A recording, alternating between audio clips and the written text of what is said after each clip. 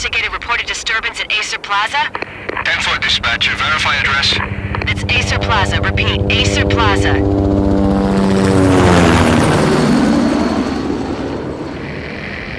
Shots fired on the rooftop. An assault in progress at Acer Plaza. Repeat, an assault in progress.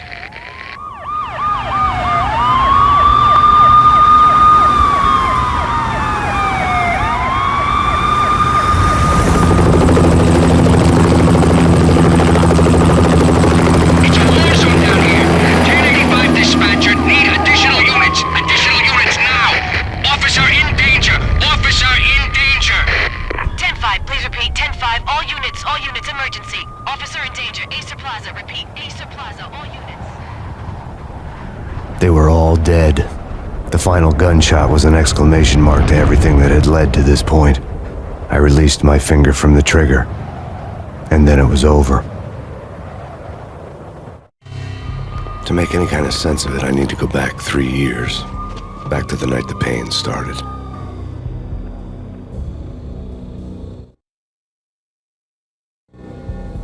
I was still in the force back then. NYPD, Manhattan, Midtown North Precinct, Hell's Kitchen. So when are you coming to work for me, Detective Payne? You'd make me work undercover in some hellhole. Sorry, Alex. Michelle and the baby come first. See? My last smoke. It's bad for the baby. That's you, Max. A regular Boy Scout. See, Alex. Still on for poker Thursday night, right? Like taking candy from a baby.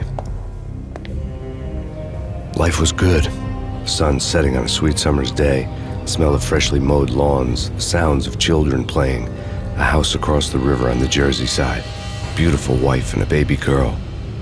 The American dream come true. Honey, I'm home. But dreams have a nasty habit of going bad when you're not looking. The sun went down with practiced bravado. Twilight crawled across the sky, laden with foreboding.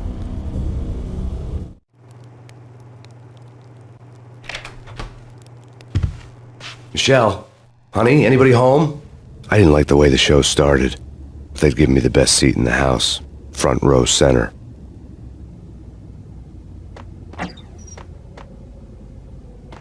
What the hell? Something ugly had been tattooed on the wall, a map of things to come. It was a poison syringe, a magic tag full of diabolical meanings.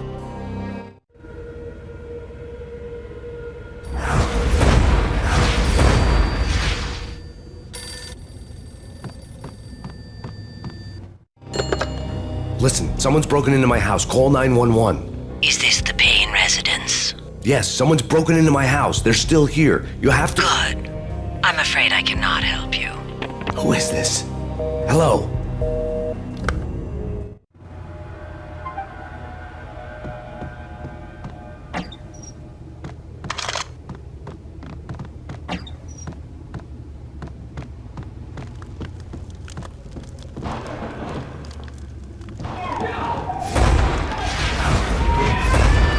Michelle!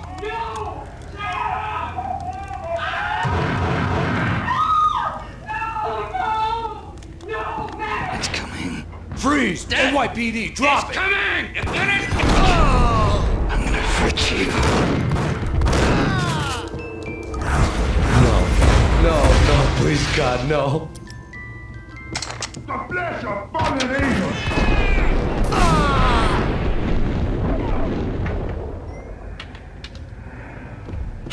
No, God, no, please, Michelle. Oh, baby.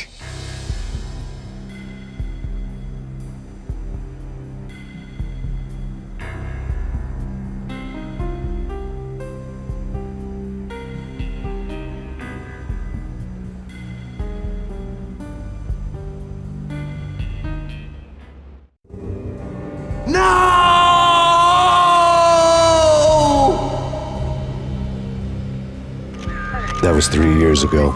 Everything ripped apart in a New York minute. The killer junkies had been high on a previously unknown designer drug, Valkyr, V. After the funeral, I told Alex I'd be transferring to the DEA. It took us 3 long years to get a break in the Valkyr case.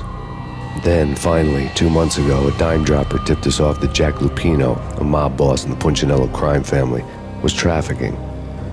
I went undercover, infiltrated the worst mafia family in New York.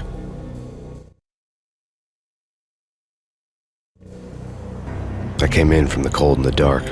Outside the city was a cruel monster. I've been slowly working my way from the small time to the big fish, trying to get to the source of the drug.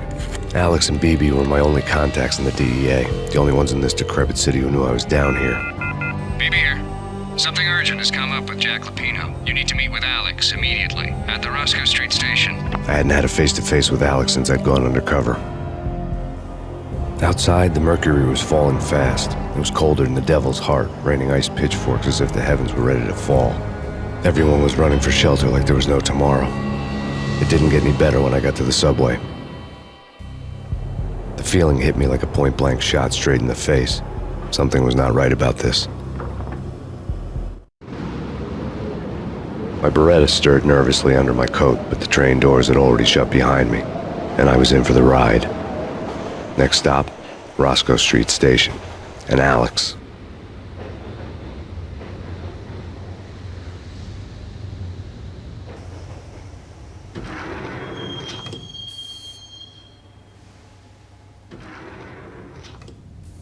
The station was drenched in gloom. Alex was a ghost, nowhere to be seen. I'd have to look for him.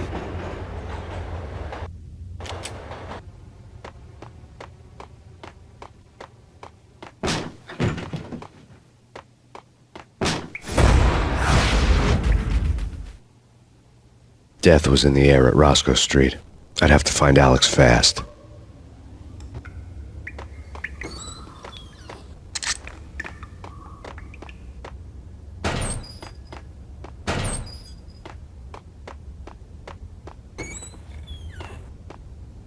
The pills would ease the pain.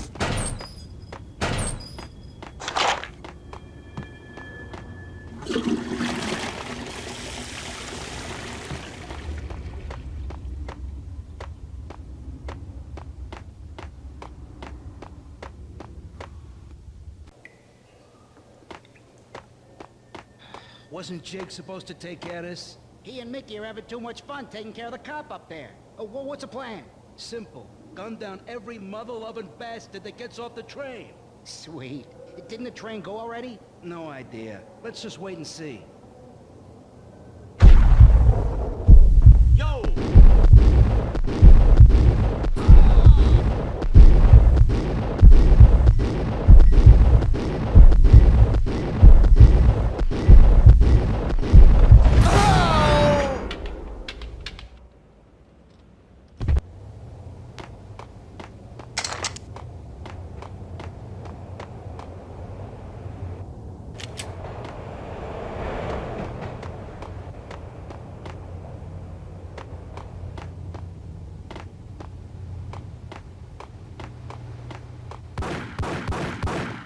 Yeah, he's dead all right. Hey, it's me, Hey!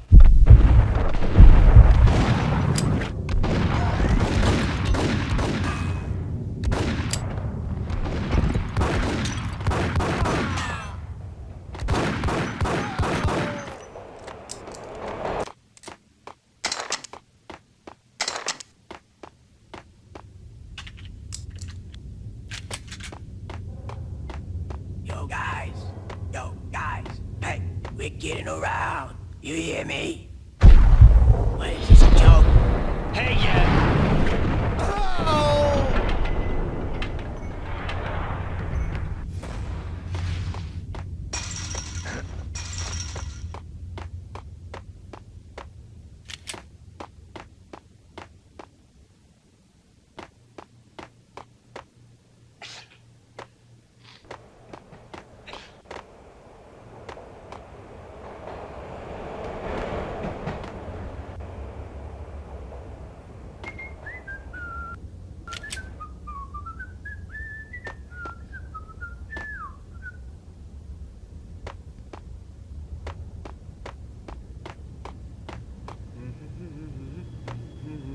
What the hell?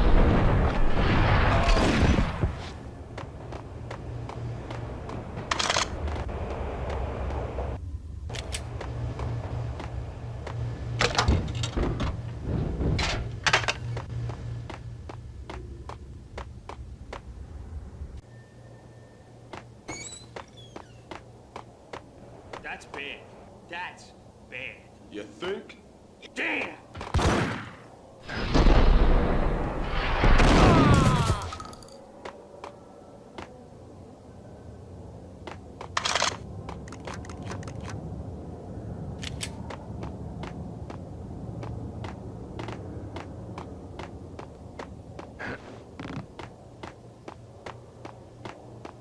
Kiss it goodbye.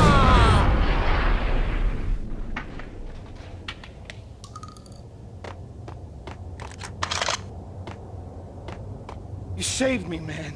What's going on here? A massacre. These armed thugs just appeared from nowhere. We need to get help. I can make the call from the control room 1 floor up. Can you take me there? Sure, sounds good. Follow me.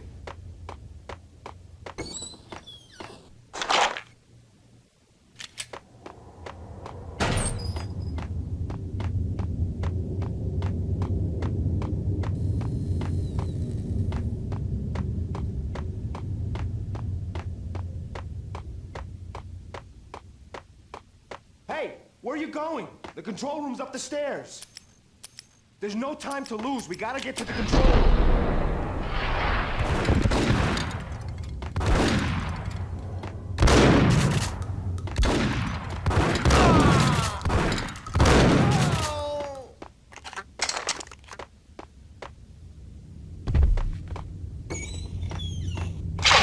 Frankly, I'm too scared to go to the control room on my own without you and your gun.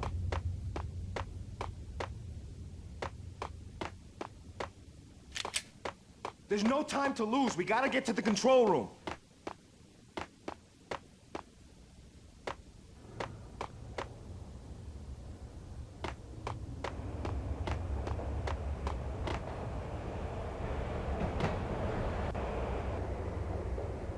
Home free. This way. Damn! Look out!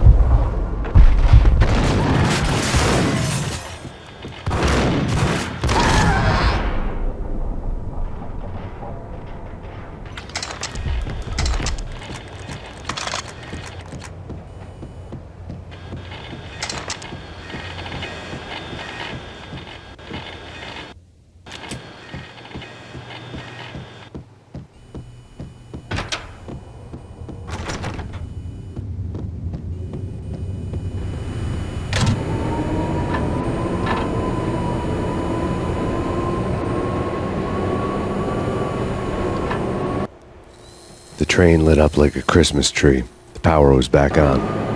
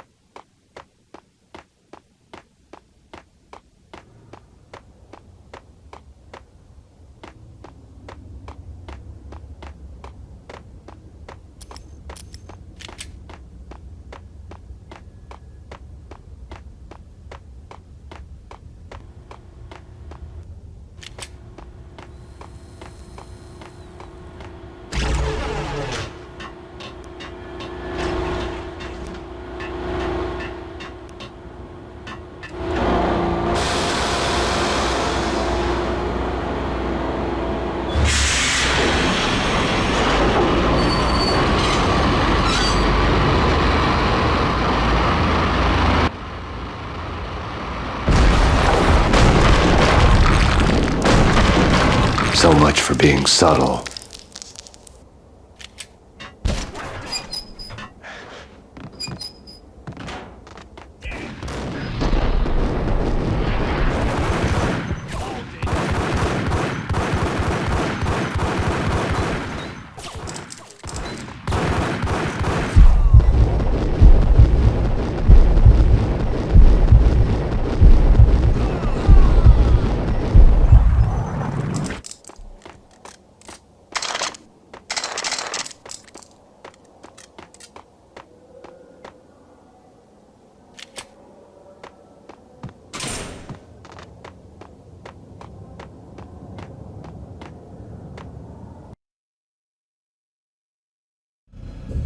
The rusty door led to an abandoned part of the station, closed off since the early 40s.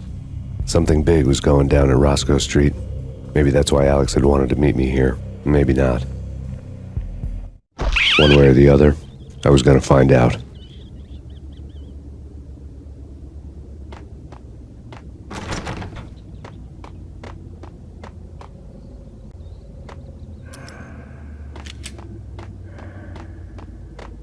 No way.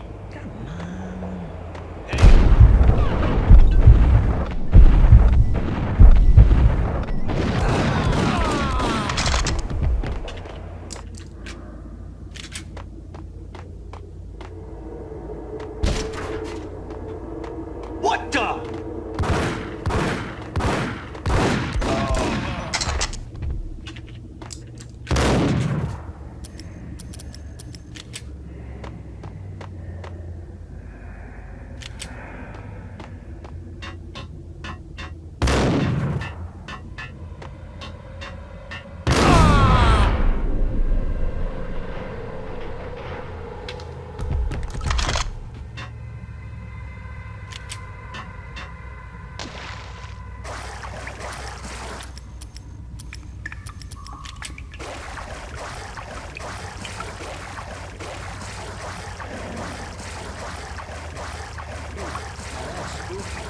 Jack Lupino, yeah. Spooky. But also, it's like the failure count is rising. I wouldn't joke about it if I was you.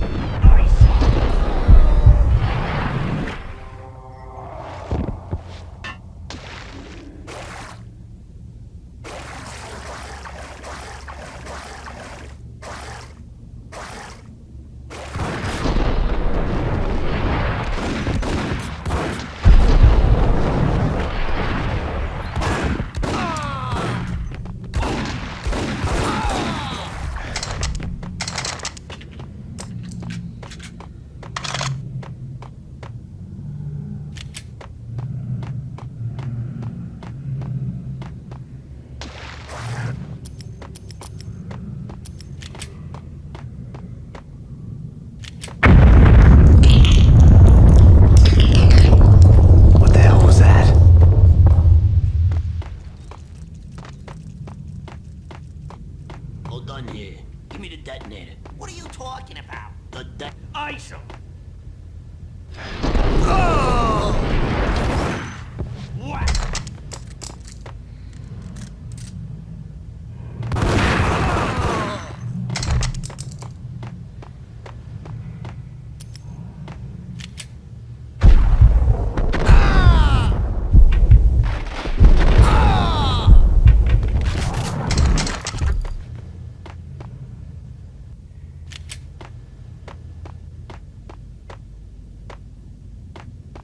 The door had been welded shut ages ago and the bomb was missing a detonator.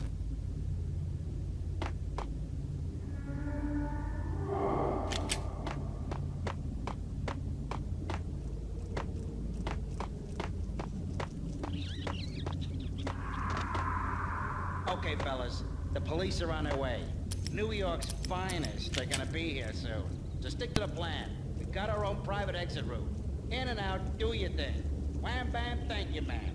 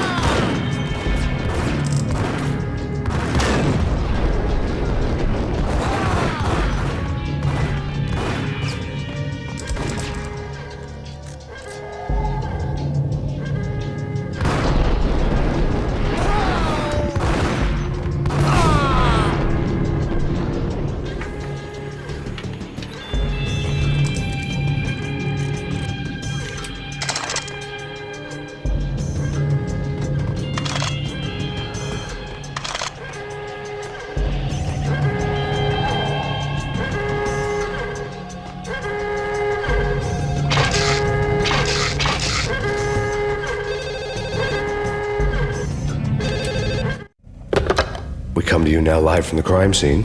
Who is this? Right back at you. This is Deputy Chief Jim Bravura from the NYPD. You are to cease your criminal activities and surrender immediately. Sure thing, Jim. Me and the boys have been talking and everyone's real sorry. They'll never do it again.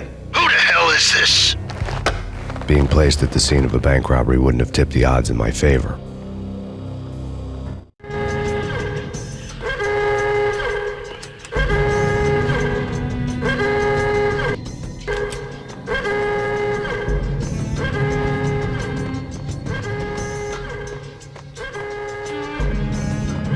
The bank robber's score lay on the table. The bank robbers have been after Acer Corporation bonds. The Acer success story had recently been on every channel and on the cover of every magazine.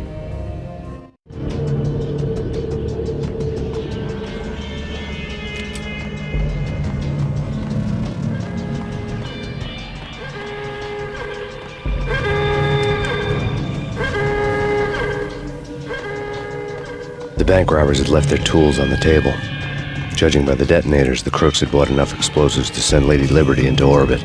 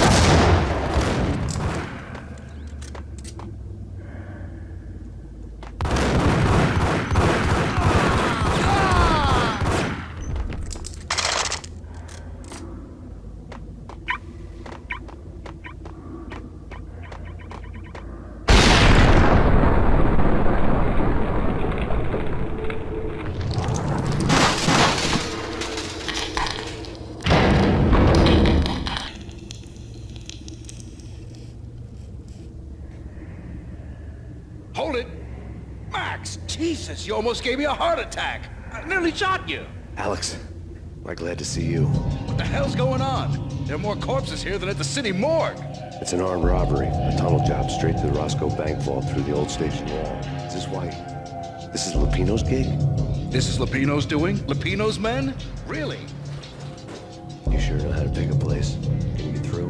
No, it's locked. We gotta get out of here. If it's Lupino, it's... Alex? Alex! There was nothing I could do. He was dead. I could tell by the empty, accusing stare of his eyes.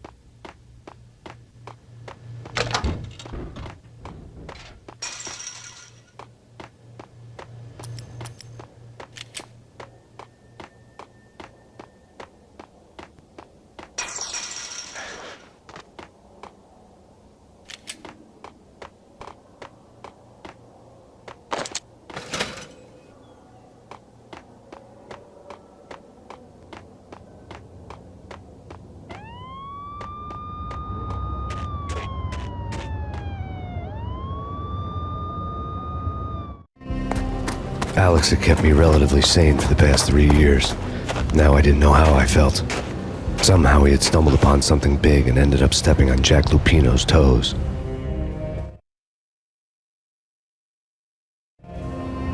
Lupino ran his racket of sex, drugs, and contract killings from a sleazy hotel in a slum block of tenements. The NYPD was closing in. I could hear the sirens. Their wail was a crescendo. Lupino thought he could get us by taking Alex out and leaving me to take the fall for it. All he had gotten was my attention. I went for the hotel first. It was a sad old thing with flickering lamps and faded colors, cheap mobster punks and tired-eyed prostitutes. I walked straight in, playing at Bogart like I'd done 100 times before. The place was run by a couple of murdering mobsters with shark smiles. The Finito brothers. Ladies and gentlemen, it's the pain in the butt. Pain to the max. You're killing me. Did you make that up yourselves, or you get some wino downstairs to come up with it? Don't answer that. A rhetorical question. I got something for the boss. Lupino around? That kind of depends on who's asking. A friend or a junk squad plan. Don't answer. It's one of them, how do you put it, rhetorical questions. Lupino ain't here, but he said bye. Lupino wasn't in his cheap hotel. Instead, I ran into the Finito brothers. My cover had been blown. The door slammed shut behind me, and then I was dodging bullets like raindrops. Pain in the butt. Ha ha! Pain to the max. Junk squad pig. I gotta take you to Marble City for you. Keep it lying there. Bring it in.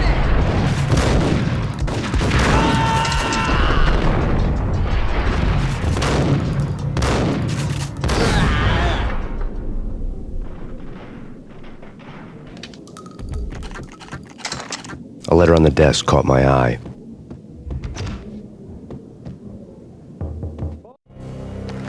I had met Lupino only once. The gangster ran all his rackets through his right-hand man, Vinny Gagniti. Gagniti was a high-strung whiner on the verge of breaking apart, like an overamped Energizer bunny. He had the brains to run the business, but he lacked the balls, always falling short, taking his frustration out on underage addicts and call girls. The V deal goes down at your hotel. Jack's exact words, quote, "Vinny, you're in charge of this one," unquote. Rico Muerte's coming to see it through. Anything goes wrong and everybody's gonna get dead. Goes double for you. Treat this guy real good. Anything he wants, you give him. Don't screw this up or you're finito, finitos. A V deal meant added security, locked doors, and lots of nervous thugs with itchy trigger fingers. I'd seen nothing coming in, but that didn't mean it hadn't been there. Rico Muerte was a regular Kaiser Soze, a spook story told to keep the apes in line. 313. The Finitos had scribbled Muerte's room number on the note's margin. Bosses! Everything all right? Bosses! Vigilio, you all right in there? They're not answering. Call the others. Tell them to come quick. Okay, but we can't wait for them. We gotta go in now. Bosses, we're coming in. There he is.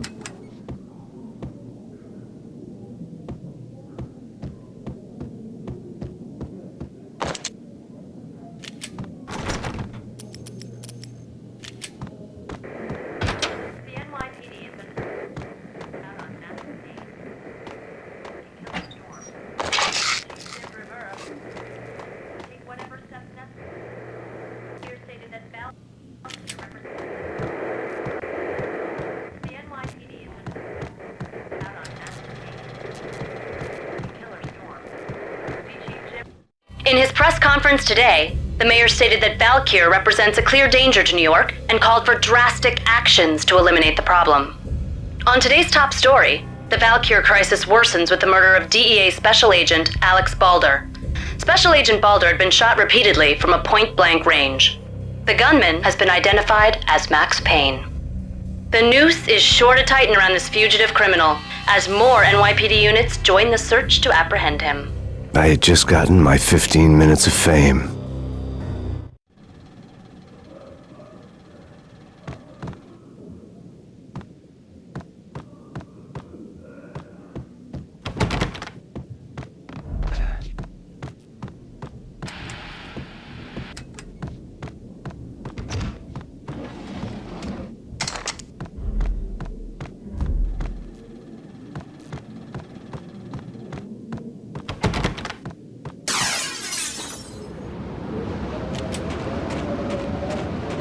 Something's wrong with the bosses. Payne's there and they're not answering. Let's go already. Payne's gonna pay in spades. What the hell?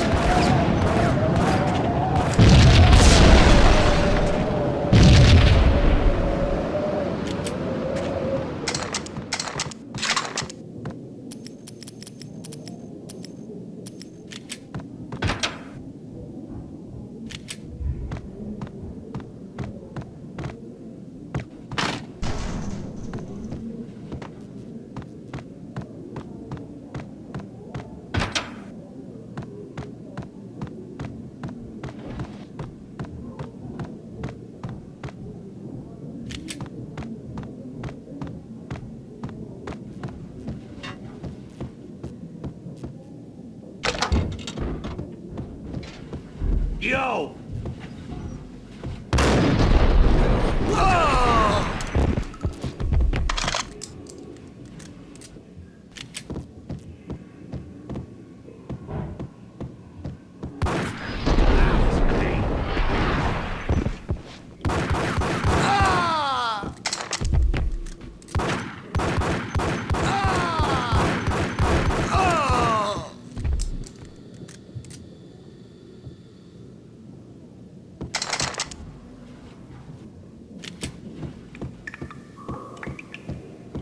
Previously on Lords and Ladies.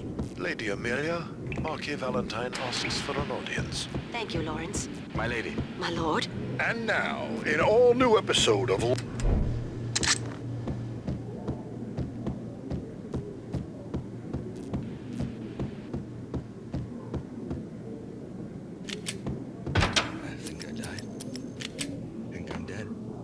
V-head junkies could go off without a warning. I had to be careful.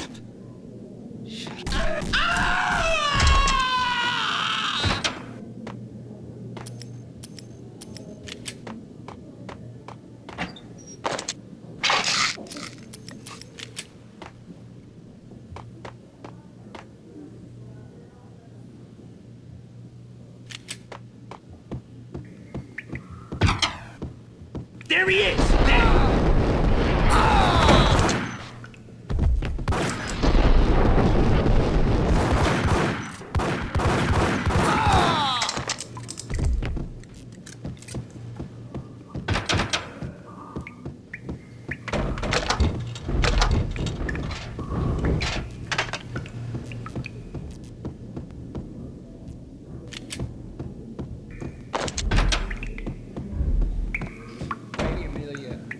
So tragic. Will they ever get together?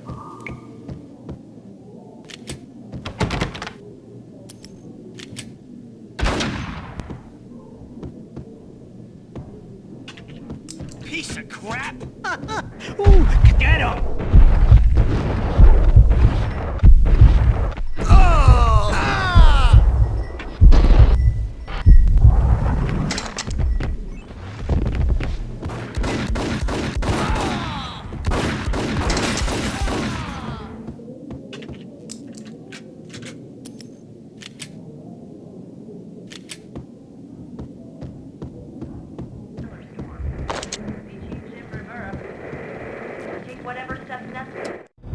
Tonight, the city's fight against the nightmare drug Valkyr took a turn for the worse as DEA Special Agent Alex Balder was found brutally slain at the Roscoe Street subway station. A suspect was seen leaving the site only moments after the shots had been fired, and the NYPD is currently in pursuit of Max Payne, a repeated felon believed to be armed and extremely dangerous. And now the weather. The worst winter storm in recorded history continues to pound the city. Here stated that Valkyrie represents...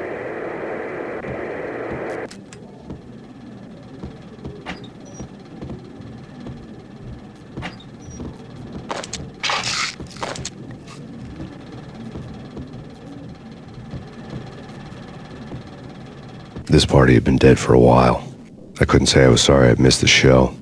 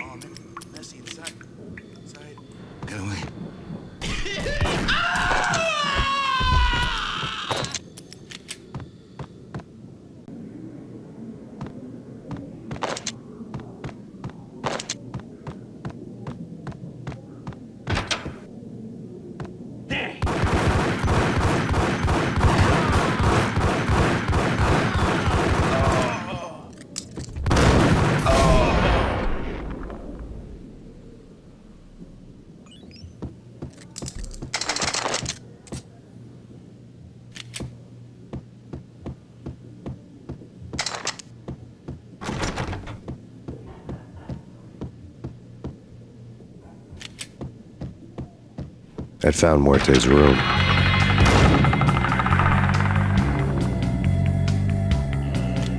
Muerte had received a letter. Our investigation had turned up nothing to link Angelo Punchinello, the head of the Punchinello family, to Valkyrie. All tracks had ended with Jack Lupino. The letter in Muerte's room was signed by the Don himself. It was the first hint that the Kingpin knew what was brewing inside his syndicate. The trouble you got into after the Chicago screw-up. The Punchinello family bailed you out. You have been waiting for a chance to pay us back. One of our trusted boys has a monkey the size of King Kong on his back, and we need your special skills for backup on a major deal. Collecting evidence had gotten old a few hundred bullets back. I was already so far past the point of no return I couldn't even remember what it looked like when I had passed it.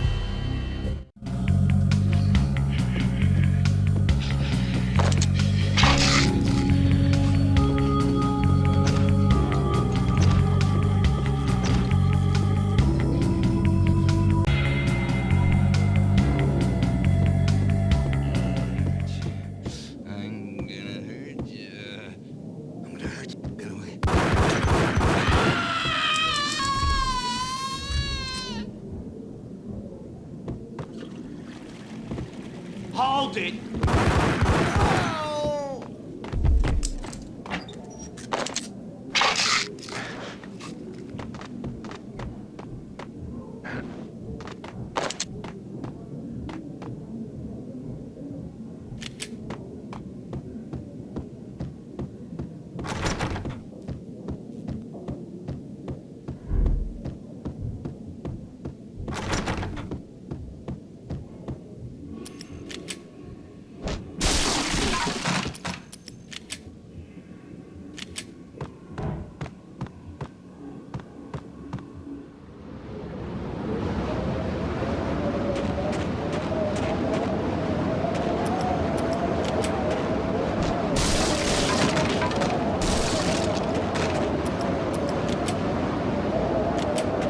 I didn't want to know what had happened here. It was not a pretty sight.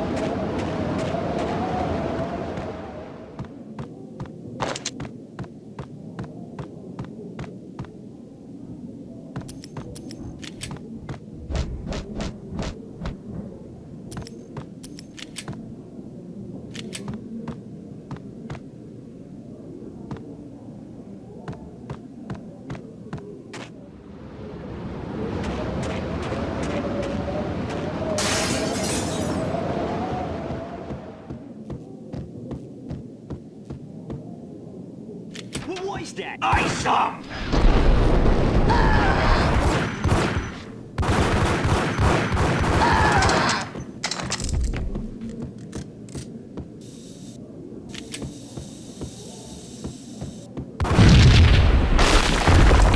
Yo!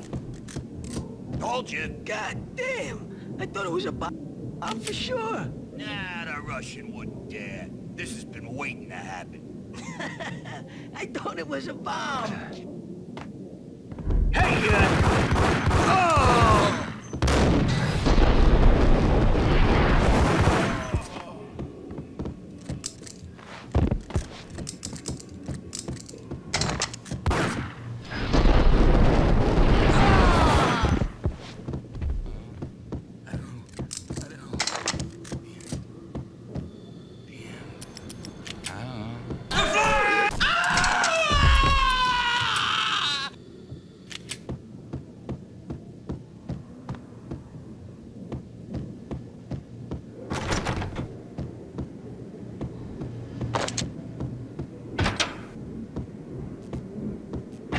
The hooker had left her diary on the table. The diary belonged to a hooker named Candy Dawn. The read would have made a vice cop blush. Had talks with the mystery hag over the phone again. Sent her the latest One-Eyed Alfred tape. As long as the hag keeps paying for the tapes, the old man could come every day for all I care. She had a nice sideline, making secret X-rated flicks of her clients and selling them to the highest bidder. It would get her killed if her V-fix for the day didn't do it first.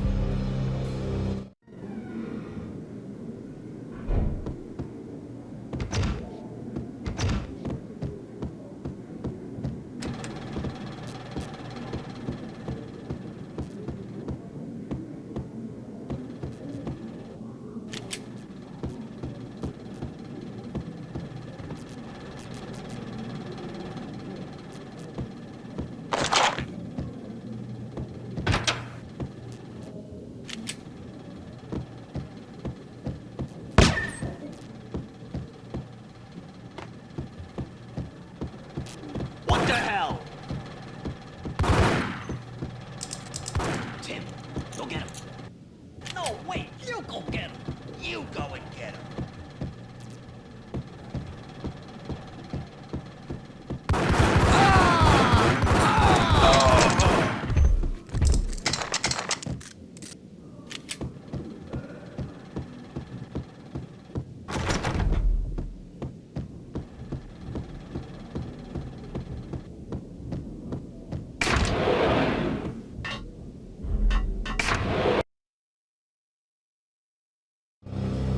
The old service elevator rumbled down to the bowels of Jack Lupino's hotel.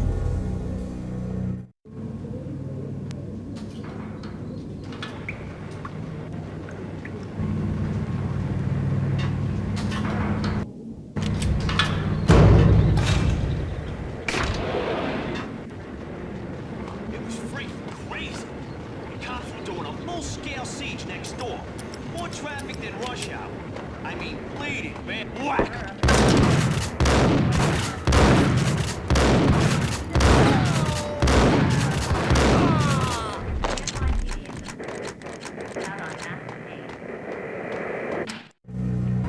A winter storm warning is in effect in the whole tri-state area, as both freezing rain and heavy snowfall continue. Many roadways are already closed, and people are advised to stay indoors. The severe blizzard has ravaged New York for 3 days now, with no end in sight. We'd been snowed from the start in the Valkyr case. The forecast said there was plenty more where that had come from. But the snowbound city was on my side. Less chance of innocent bystanders getting caught in the crossfire.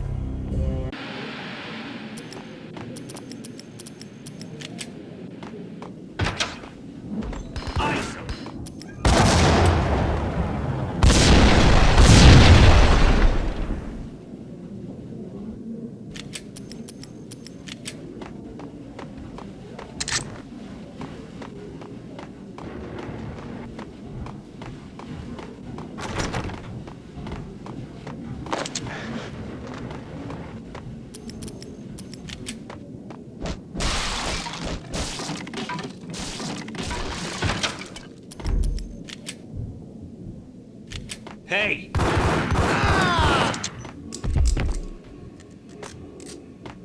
Exhibit number 1, a newspaper. A dead man tied to a chair lay on the boiler room floor. Captain Baseball Bat Boy has an unbeatable track record in superhero death matches. But a six-pack of root beer gets me every time. The murder weapon was a baseball bat, now lying in a pool of drying blood next to a newspaper folded open on a Captain Baseball Bat Boy comic strip.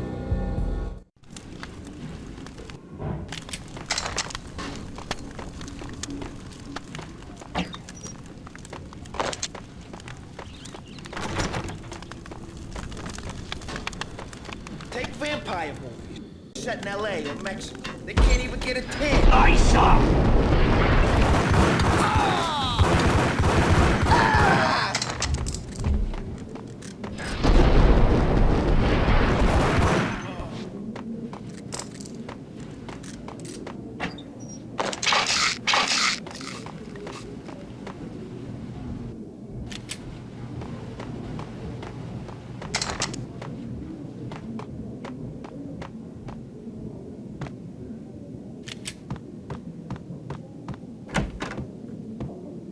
Chill with the guns.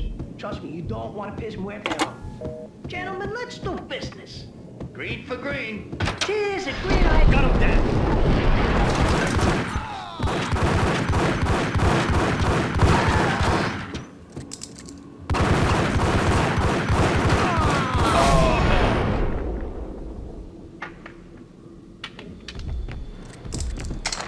A lifetime ago, this would have gone down as a narcotics arrest.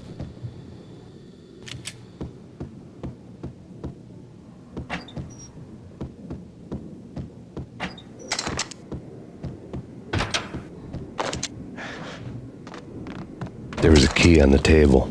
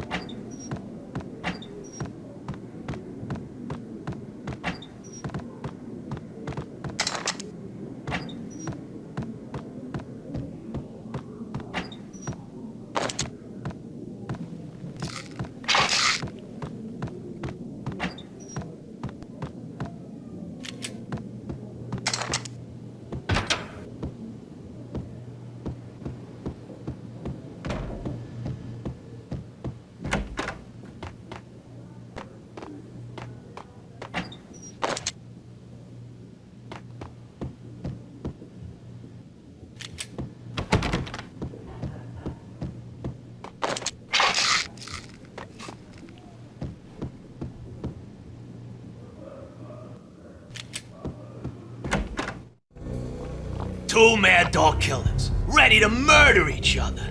They step into the next room, and I'm thinking, now they're gonna do it. But no. They sit down in front of a TV and solve their differences with the kung fu fighting video game.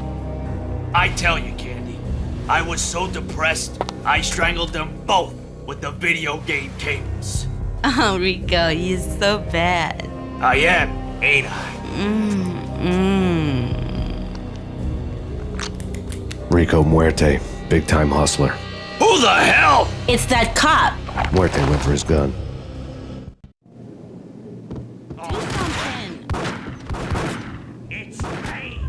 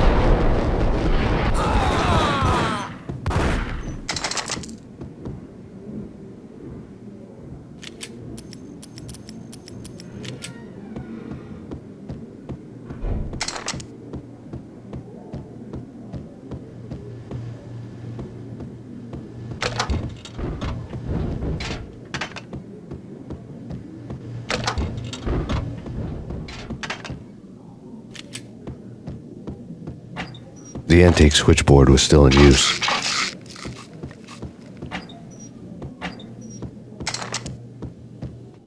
There was an old telephone switchboard in the back room of the reception area, the kind that made phone tapping child's play.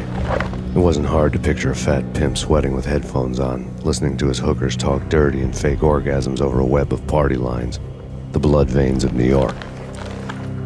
Right now, there was a different set of moans and groans going on.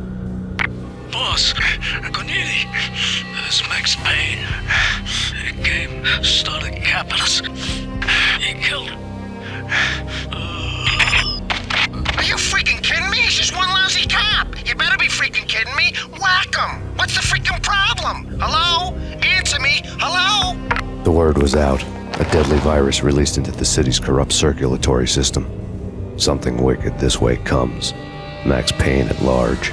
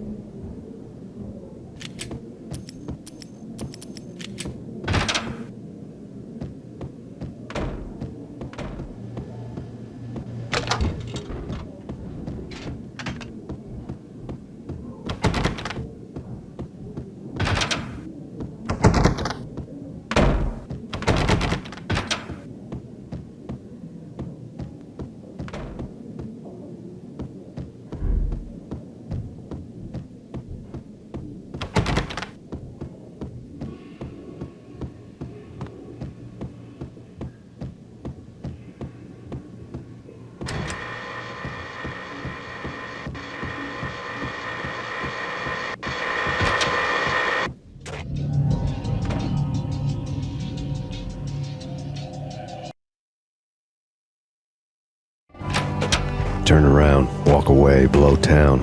That would have been the smart thing to do. Guess I wasn't that smart.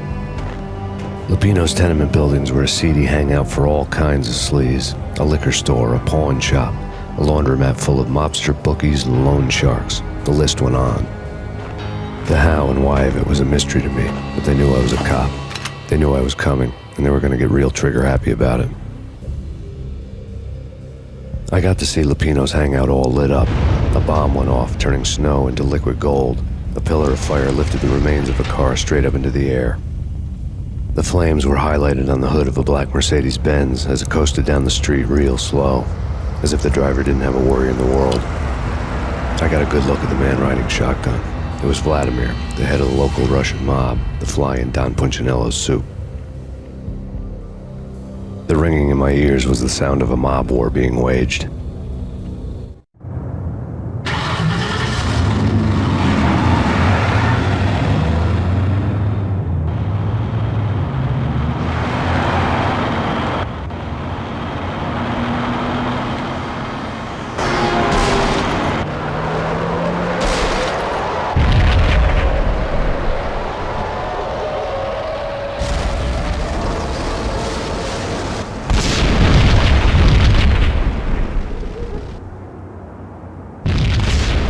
Another bomb exploded inside the closest slum building. It was a lucky break. The goons inside were spooked, but luck always came with a price tag. More bombs could still be ticking inside, and the cops would already be on their way. Jack Lupino's suite was on the top floor. At least it used to be, before the explosive makeover. I don't know, man. I don't know. Yo!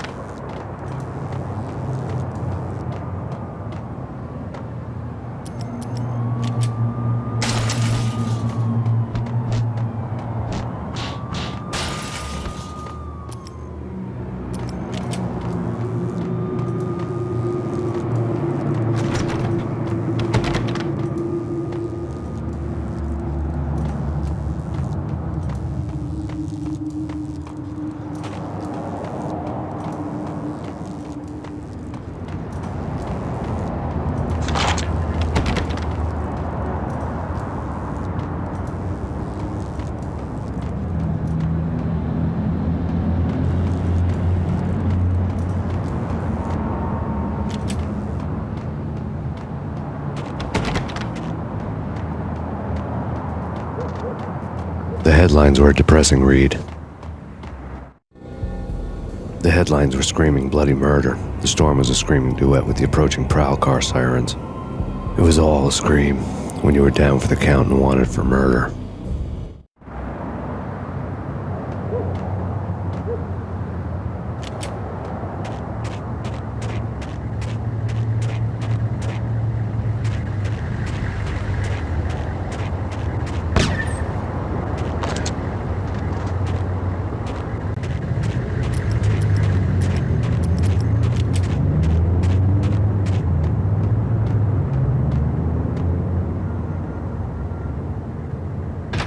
Hold it!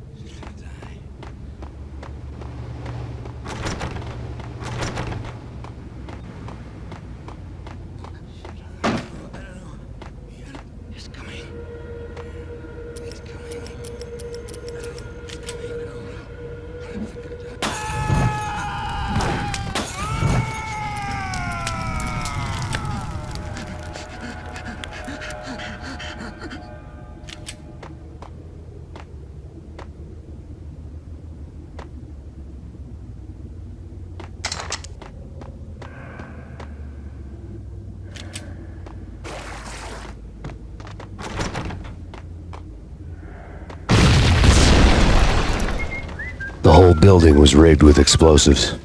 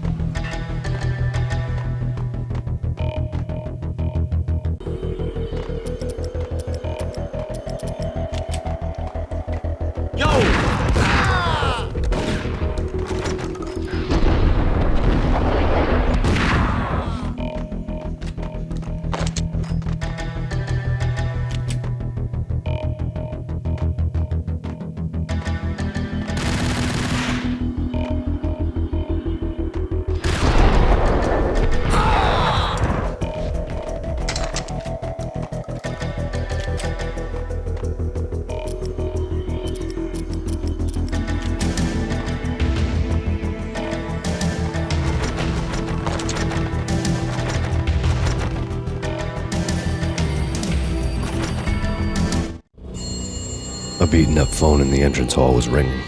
It could have been just a junkie in need of a fix, but it turned out to be something more sinister than that. Am I speaking to Mr. Payne? Who wants to know? My name is Alfred Wooden. You must hurry. The police are on their way. Tell me something I don't know. They know you're there. How? And what's it to you? I will contact you again. The cops arrived, sirens singing in the off-key harmony of a manic-depressive choir. I had a few minutes while the SWAT team would go through their usual routine. By the time they busted in, I needed to be long gone. Max Payne, this is Deputy Chief Jim Bravura from the NYPD. Drop your weapons and come out with your hands above your head.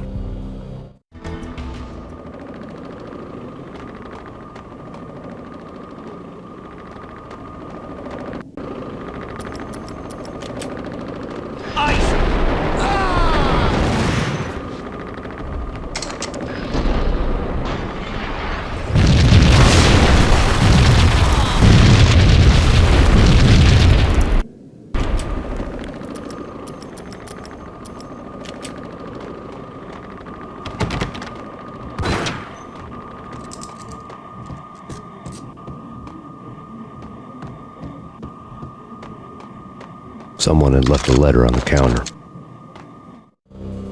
Suddenly it all made sense. The bombs, the Russian mob boss making an appearance in person. Gagniti was his usual self, all talk and no walk.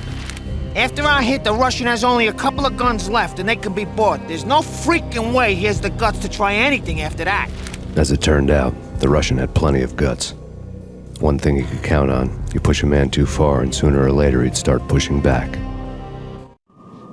Freeze! Max Payne, this is your final warning. Freeze! There was a key on the shelf.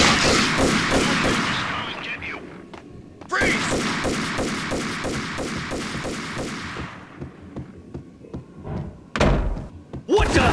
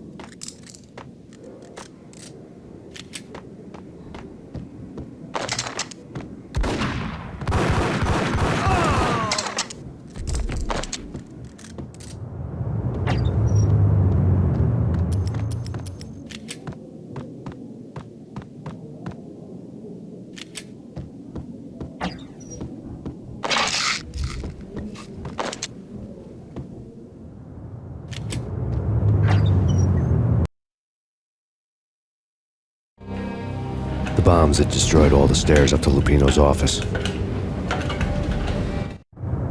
The alternate route led there by way of adjoining rooftops.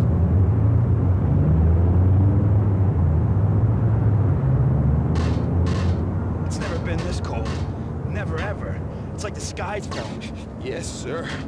It's the end of the world as we know it. And I don't feel fine.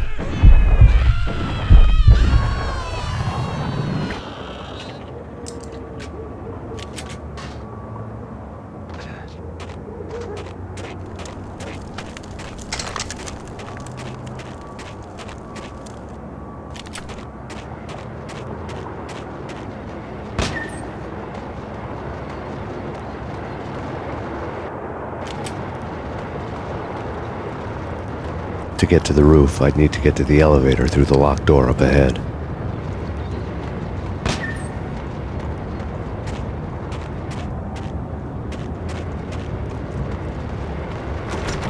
Pizza delivery.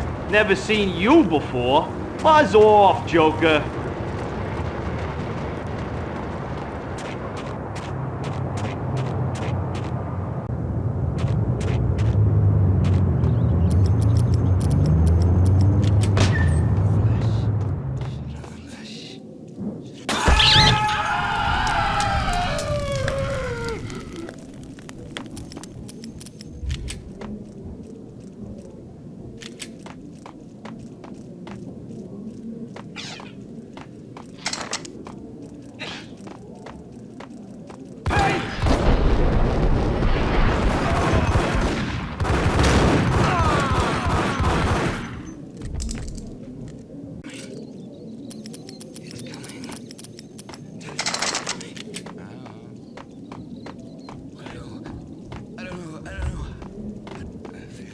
What the?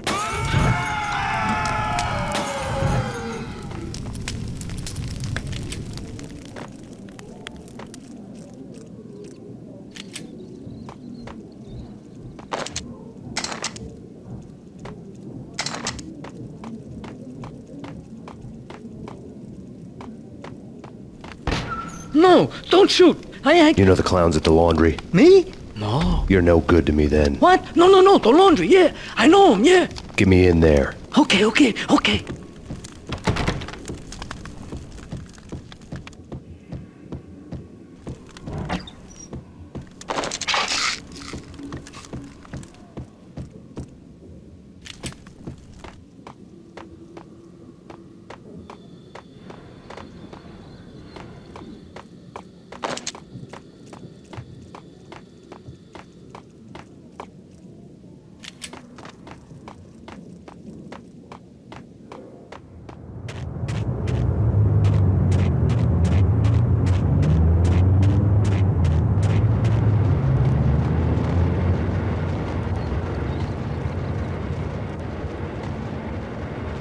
Me, open up. Let me in, quick. Not so fast.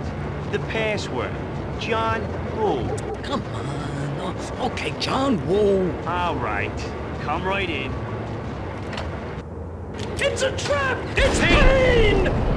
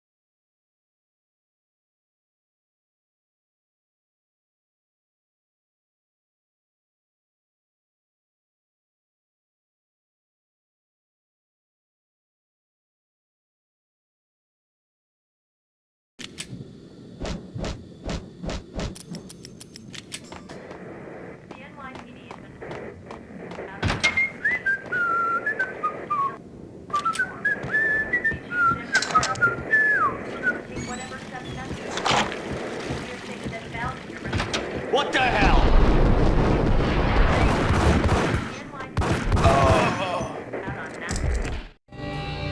New York City is in crisis tonight, with reports of Valkyr-related gang war in the streets of the Bronx.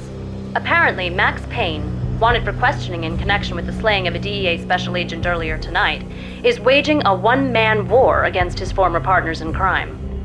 Among the listed casualties so far are notorious mafia members Joey and Virgilio Finito, as well as Rico Muerte, himself a fugitive from the law, and a suspect for several murders in the Chicago area.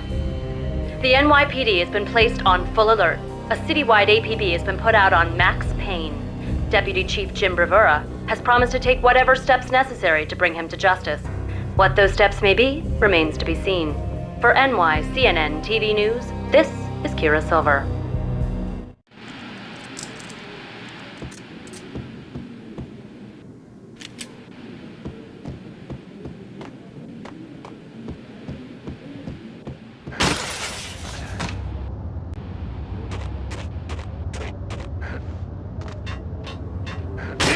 On address unknown. Get him! It's the last place. But that's where I always end up anyway. Only, it's not me.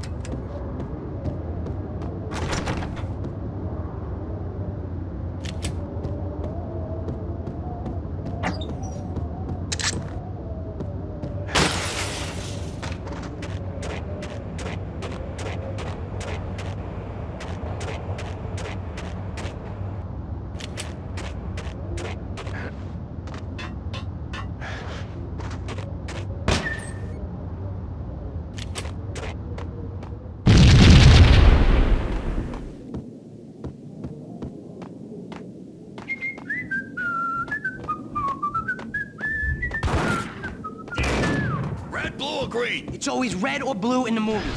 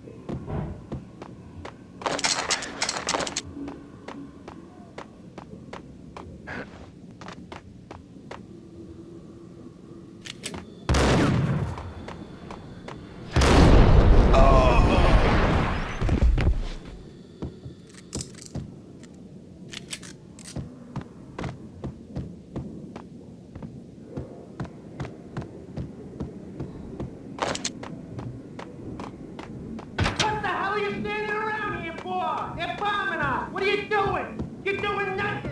What are you doing? This is war. Freaking war.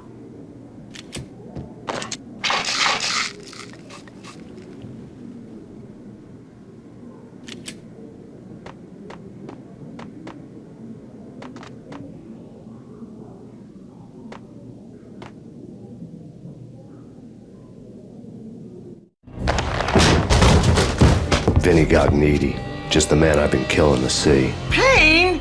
Freaking fed! I knew from day one there was something screwy about you. What do you think you're doing? You're a freaking cop. You ain't got squad on us. You can't just come in here waving your piece like it meant something. Yeah! Oh my God! Oh God, you shot me! Ah!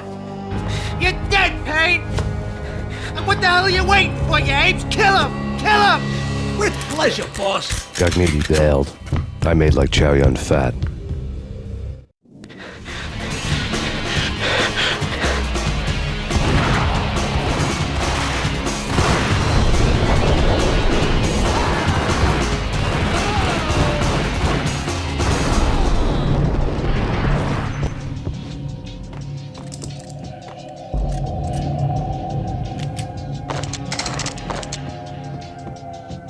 A crumpled letter lay on Gognitti's desk. The letter was addressed to Don Punchinello, but Vinny had never had the nerve to finish it. Jack's gone voodoo. Just the other night, he shot Dino because he wanted to see what his brains looked like splattered on the wall. He's a freaking mad dog. We're running out of men and business fast. Gognitti had been living in mortal fear of his boss. Jack Lupino was a psycho.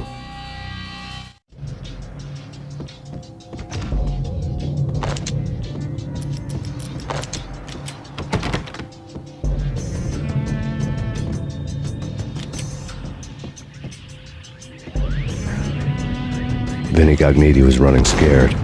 He could run, but with a bullet in his stomach like a broken bottle of Tabasco, he was quickly running out of time.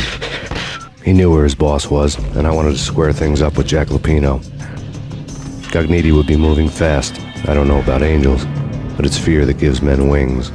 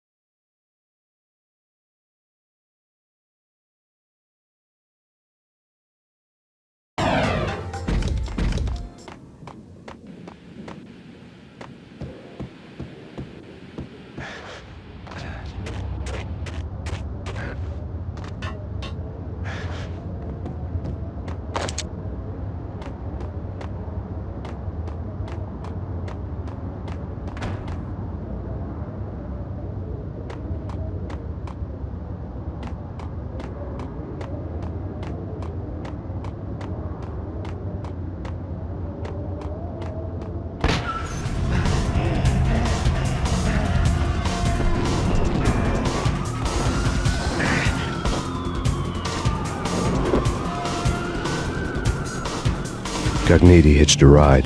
To catch him, I'd have to follow his lead.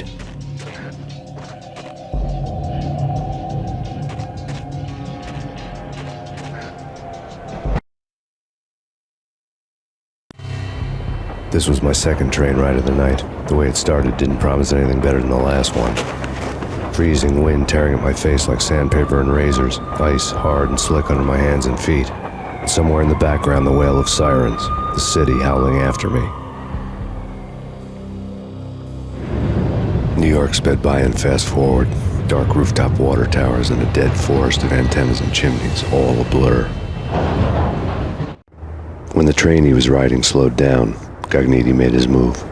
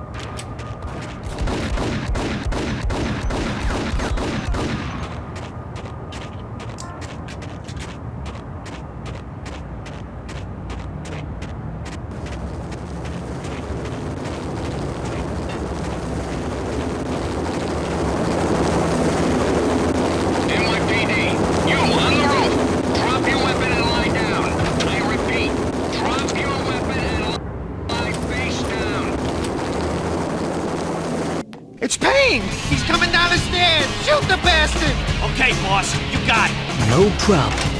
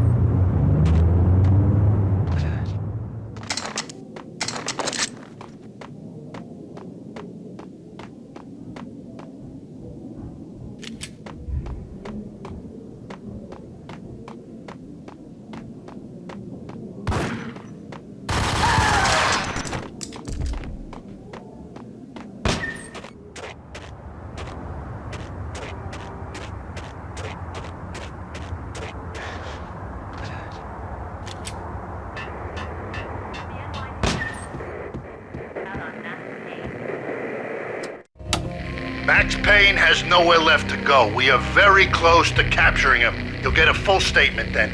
Right now, I've got better things to do, ma'am. That was Deputy Chief Jim Bravura from the NYPD with no further comment at this time. Apart from his suspicious food habits, I figured Bravura to be one of the good guys. Fate had just dropped us on different sides in this. But when it came to capturing me, he was way out of his league. I had already ditched the cops a couple of rooftops back. For now.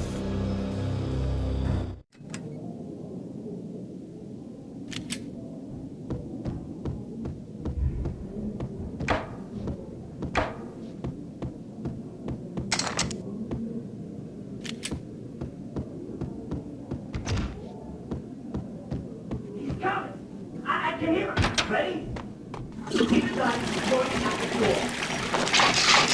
Okay. This is it. Any moment now, Payne's gonna bust through that door with murder in his eyes. It's either him or us. I, for one, am gonna pump the SOB so full of lead, they'll need a forklift to carry the coffin to the grave.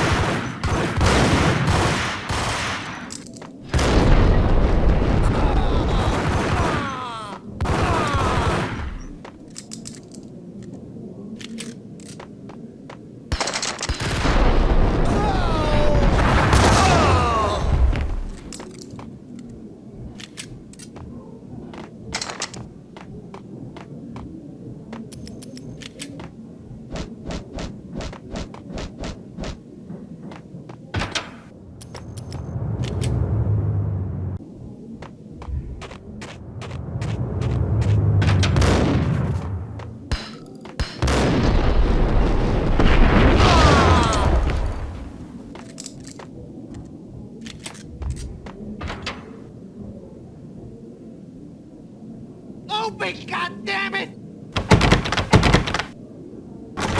Payne! I'll kill you, you lousy freaking cop!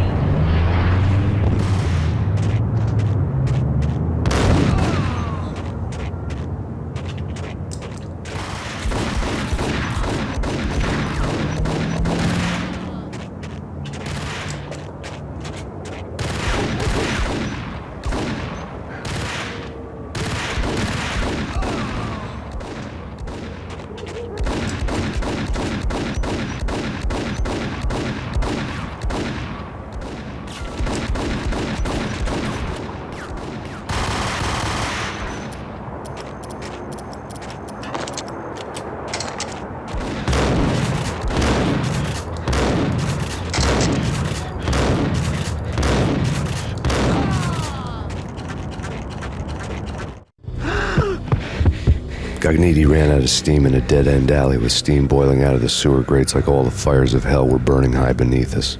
It was shakedown time. Where's Lupino? Screw you! Bad start, Vinny. Ah! Police brutality! I rate pretty high on that. You can't just hurt me in cold blood! Just keep telling yourself that. Listen good, Candyman. I'm not gonna be anybody's fall guy. I wanna know where your boss is hiding. There was no glory in this. I hadn't asked for this crap. Trouble had come to me in big dark swarms. The good and the just were like gold dust in the city. I had no illusions. I was not one of them. I was no hero. Just me and the gun and the crook. My options had decreased to a singular course.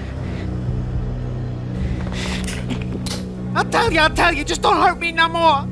Lupino's at Ragnarok, the nightclub. Book me, take me in, hold me to the freaking jail, just don't hurt me.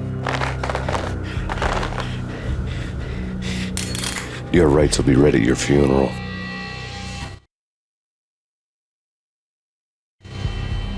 Ragnarok was Lupino's private nightclub, a den of drugs built into an old theater. I knew what waited inside. V-head junkies ready to explode in random acts of senseless violence, and Lupino's goon squad, the worst stone-cold killers this side of hell. Ragnarok was as inviting as a headache, flickering and flashing to a machine gun beat. The belly of a nightclub was a gothic theme park that began with bondage games and led to the nasty stuff from there. As subtle with its dark message as a cop killer bullet through the heart, like father, like son, just like Jack Lupino.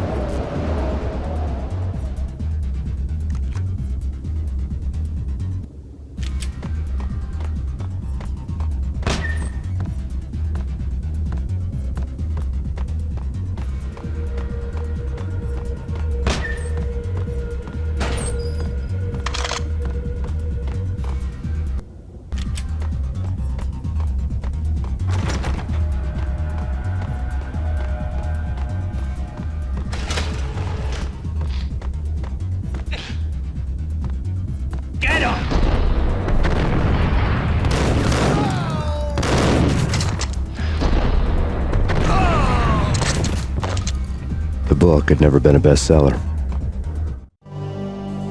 Given the setting, I was surprised to find that somebody had been passing time reading. The paperback was entitled The Age of Murder and Storm. The blurb on the back mentioned Norse mythos and Ragnarok, the end of a Viking world with a terrible winter that covered the earth in ice, when vile crimes were rampant and all humanity lost. I could see how somebody impressionable might get it into their head that we were at the end of time. I was also beginning to see what the nightclub and its owner were all about.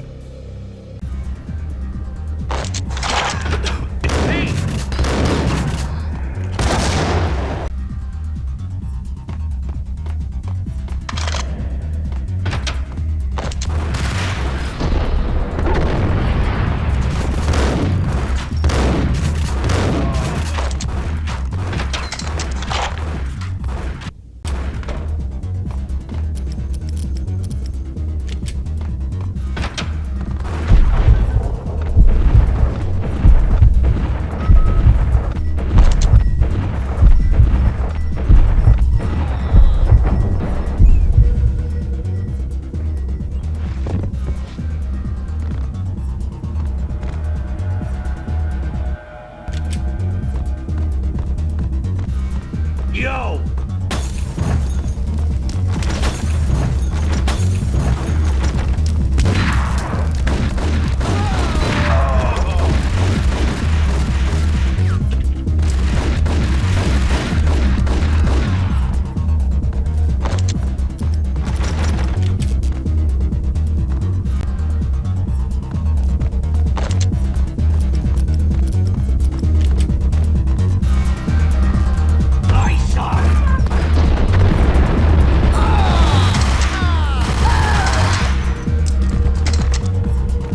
Books on the occult had been piled on the table.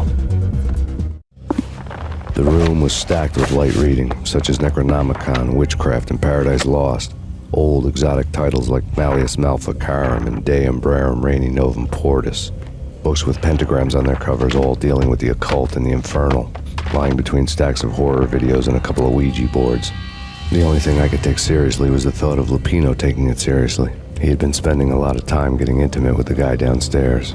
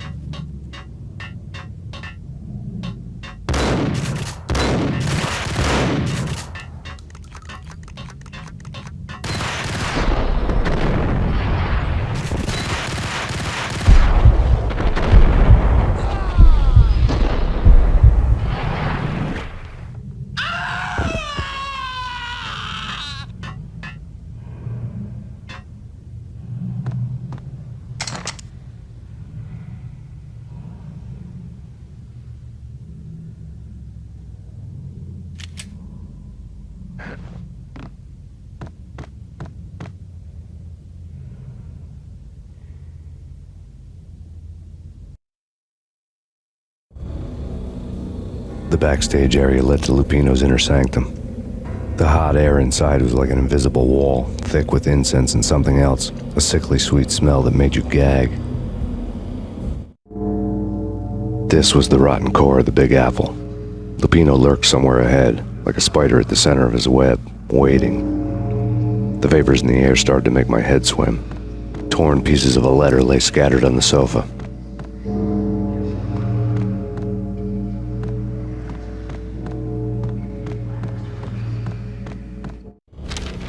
Punchinello had threatened Lupino in writing. The note had been torn to pieces, bloody fingerprints all over them. Don't want you to think that one of my boys is not playing with a full deck. Shape up, Jack. We are running a business here. I'd hate to send the trio to strong-arm you. The trio were the Don's notorious henchmen. It was obvious that Lupino hadn't been intimidated by the threat. Lupino's notes covered the table. Jack Lupino was crazy, all right. The table was scattered with notes of demented arcane nonsense written in rusty blood, a mishmash list of demons, devils, and dark gods evoked.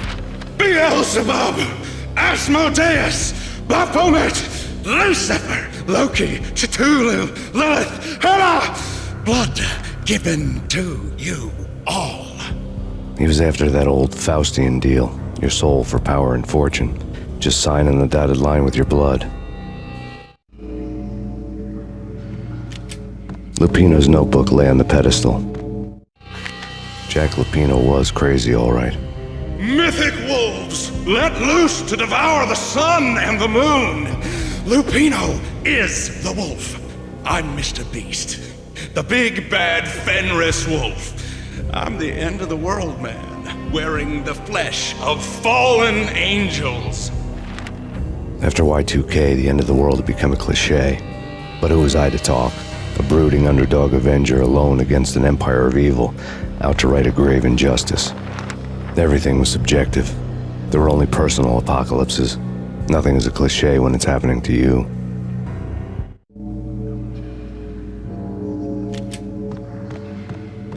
The flesh of fallen angels! Come to me all! Astaroth, Beelzebub, Asmodeus, Baphomet, Lucifer, Loki, Satan, Cthulhu, Lilith, Hela! Blood to you all!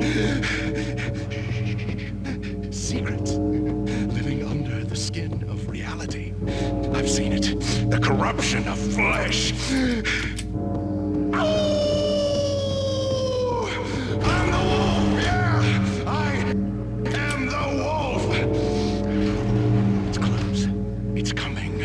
You have come. A witness to the end of time. It's now! I will rise to her side! I don't need the words! I'm beyond the words! What the?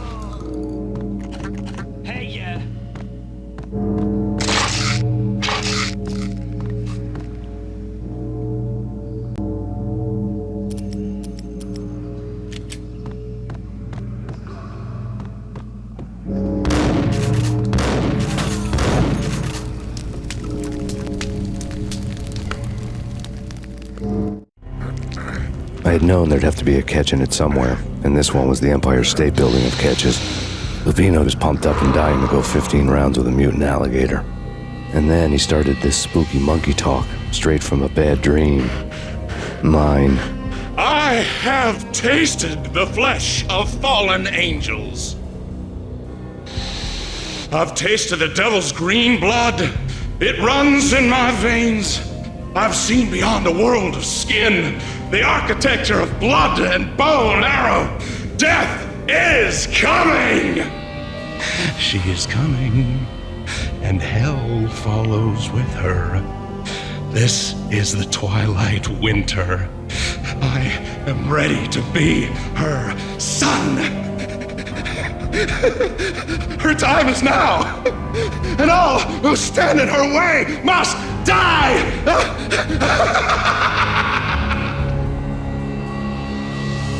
Die! You'll die! You'll die! Now! Oh!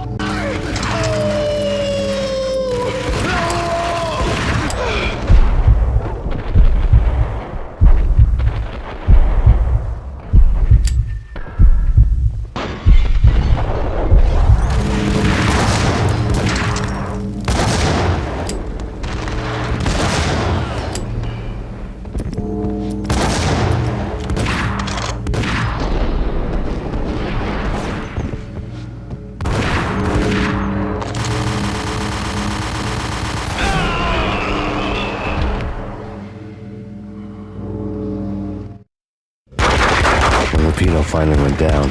I wanted to make real sure he'd stay that way. V was a bad monster. Turned them into friggin' zombie demons from outer space. I think he's dead already. Huh? And that's when it happened. But dead or not, you've got the wrong guy. In stepped this knockout femme fatale holding a gun to my face. I returned the favor. Lisa Punchinello. Lisa Punchinello was the Don's wife. Mona Sachs. Lisa's evil twin. Your safety's off, evil twin. You might hurt someone with that gun of yours. Lisa's the damsel in distress. I'm the professional. I'd blow you away without batting an eye. Sure, and you can check out my credentials splattered all over this joint. Jack couldn't have framed you. Not the state he was in. We're after the same slime bag. Angelo Punchinello's the one who murdered your friend and framed you with it. You know this for a fact. I've got my sources. I don't have a clue these days. I just shoot them as they come. Who put a contract on the Archfiend? This one's mine. I hate the guts of that sadistic wife-beater. Why not pool our bullets for this one? I thought you'd never ask. My finger was starting to twitch. How do you like your whiskey? I'm easy, as long as you don't try to slip me a Mickey. You're a real angel, Max. It was good stuff. Tasted sweet as honey going down. Nothing personal. Can't risk you going berserk and getting Lisa killed.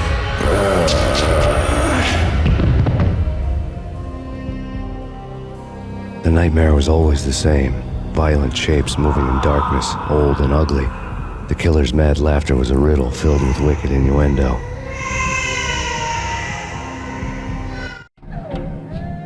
Somewhere, the baby was crying.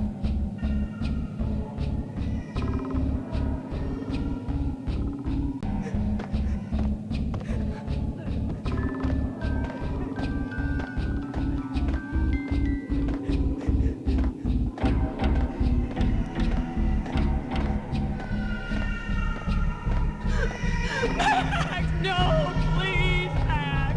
Why? I didn't mean to. I'm sorry.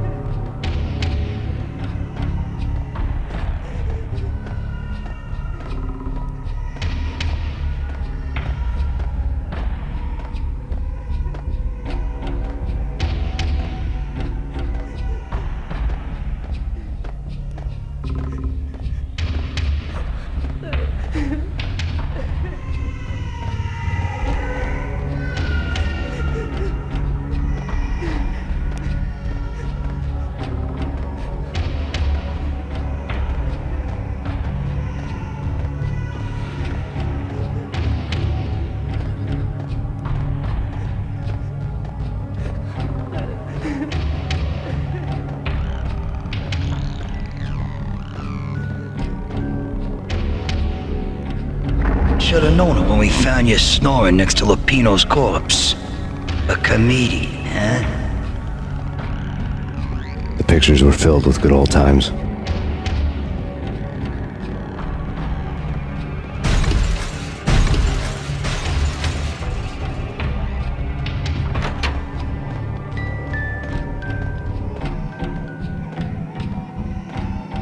I really love to watch cartoons.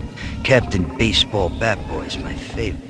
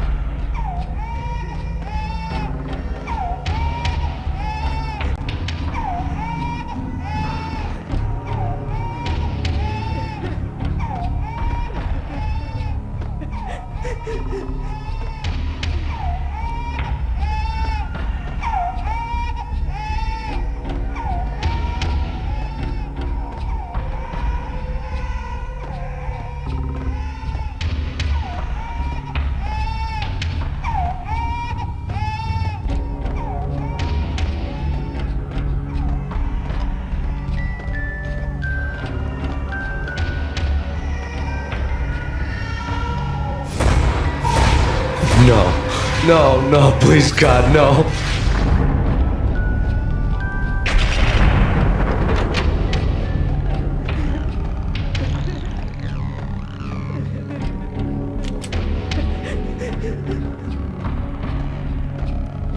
Slice 'em, dice 'em, shoot 'em full of holes, blow 'em to bits, vaporize 'em, disintegrate 'em. No matter what you do, they'll still be back, good as new. Michelle's diary lay on the table. Michelle was working part-time in the district attorney's office. Her diary was open on today's entry, her handwriting all pretty curves. An army dossier found its way to my desk yesterday. Valhalla? Isn't that a Norse myth? Something about Vikings? I tried to tell Max about it, but he was busy, that cute frown on his brow. Guess it's nothing, just a mix-up at the courier service. From now on, I would always find time for her. It was a hollow promise. Too little, too late.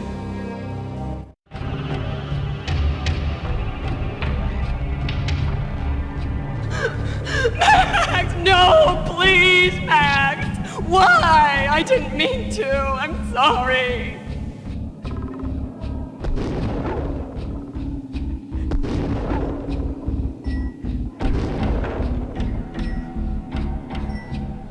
Murderer! You killed her! Nothing like that ever happens in the real world.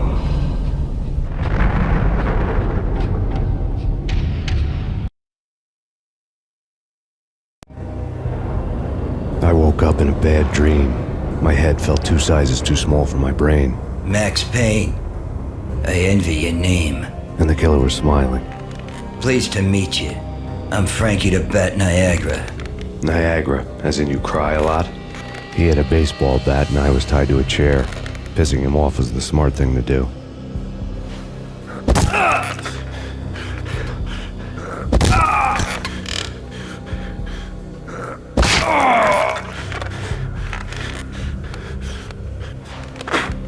Nothing wrong with a little laugh now and then.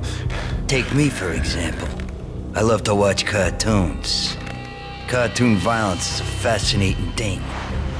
Let's take a break. I need to take a leak and maybe grab a cold one at the bar. Don't worry. I'll be back to finish this off.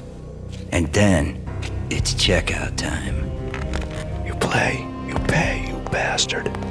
He swaggered out, and the door clanged shut behind him, locks clicking into place. Everyone makes mistakes. Mine hadn't been to crack jokes about the goon with the bat. He'd have cracked my skull regardless. It hadn't even been to trust a girl with a gun. I had blindly gone after the first bad guy on my hit list when I should have been aiming further up the ladder, at the head of the Punchinello family.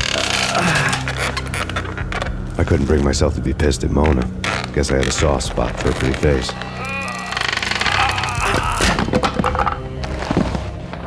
But when somebody decides to play baseball with your head, you tend to get sore. They had dragged me back to the basement of Lupino's hotel. I was beaten, bruised, and blue. I felt like the chair I had broken to get free.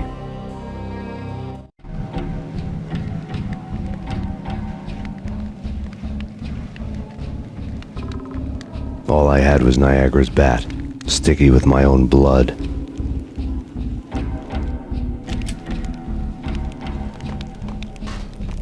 Without a gun, I'd be no match for Frankie's men. I'd have to play hide and seek with them.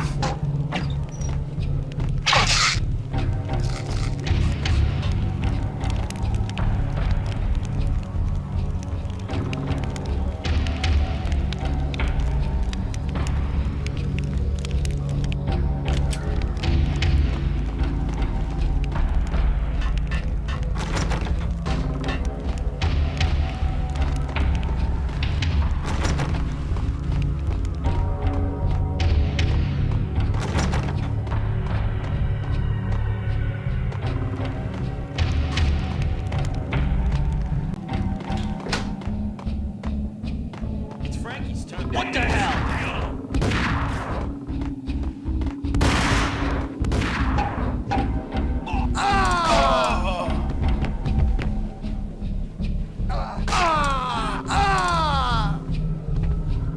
Hey,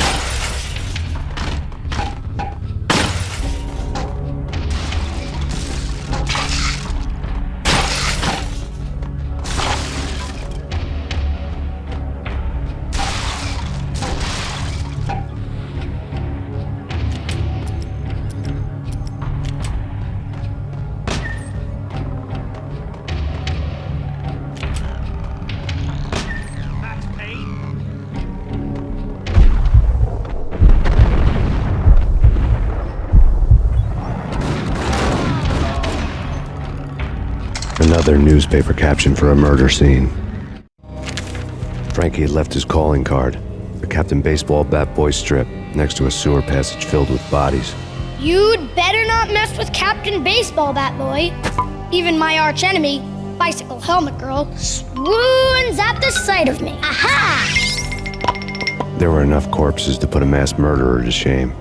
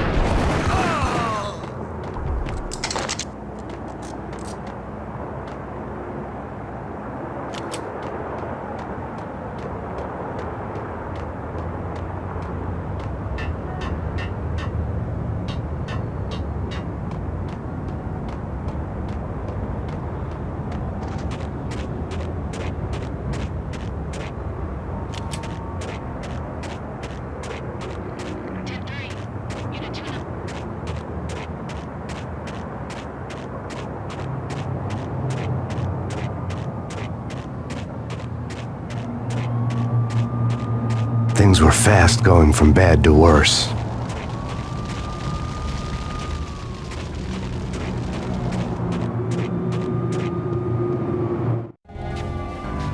The men in blue had come and gone. They had decorated the place with chalk outlines and tied it together with yellow tape. The cops who had stayed behind were dead. Frankie, his boys, and I had the place all for ourselves.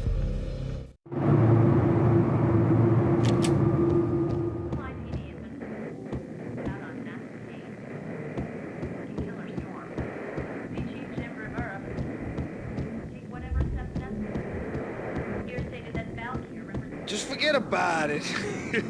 Just forget about it. Hey, just forget about it. That crazy witch, you should have heard her. She was a real scream when the boys caught her trying to cap the Don. Oh, that's friggin' bad. To the trio? That's even worse than what Frankie's doing to that poor bastard downstairs. She's gonna take a long time to die. The mobster muscle on the phone was talking about Mona. Punchinello's trio were nothing but bad news.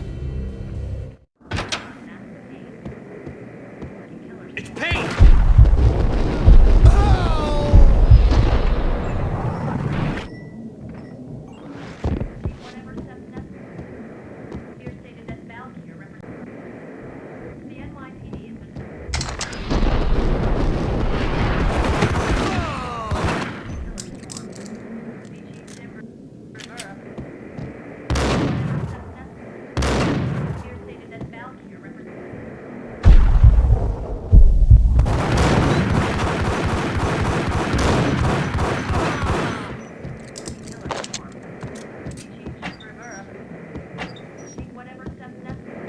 More evidence that Punchinello didn't like me much. The fact remains that all the victims so far identified in the Ragnarok shooting have been known criminals, many of whom had large doses of V in their blood. Reliable sources say that Max Payne was also among those killed, although no body has been recovered at this time. Reliable sources. That meant somebody thought the Mafia had me, didn't want the cops snooping around anymore. The body would be delivered to them barely recognizable. Case closed. Don Punchinello had the power to be that reliable source, which was no news, but his news was old news. Framing me hadn't been enough. Don Punchinello had put a hit on me. He wanted me dead, and it had been important enough for him to give written instructions to Frankie about it. Max Payne should die like a dog for the trouble he's caused. Frankie, I know I can trust you to give this matter the dedication it needs.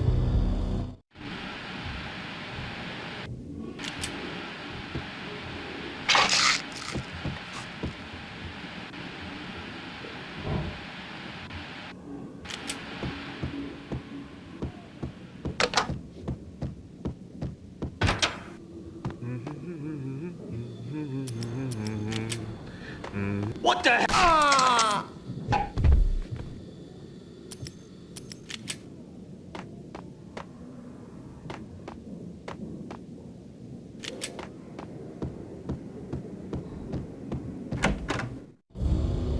The hotel bar was fast developing quite a history. True to his words, Frankie was there, having a beer. Jesus Christ. How the hell did you get loose? Got bored waiting. Thought, what the hell, we could just as well finish this here.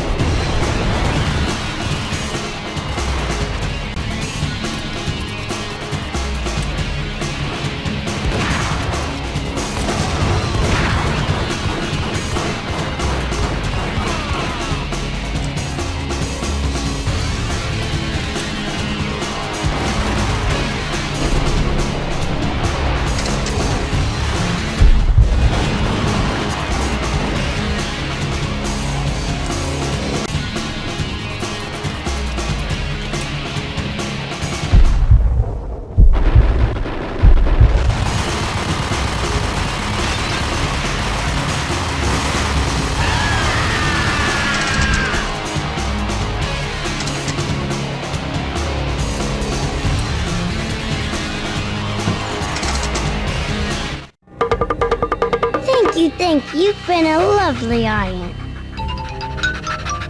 Had enough? I don't play with girls anyway. Unfair! I spotted the tail as soon as I left the hotel. A big black Mercedes. I'd seen the car before. That time it had heralded impressive explosions. Vladimir was back. Bang! You're dead, Max Payne. I might have laughed if I remembered how.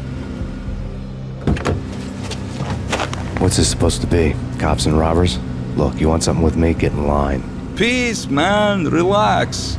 You know you are a real news item. Armed and dangerous.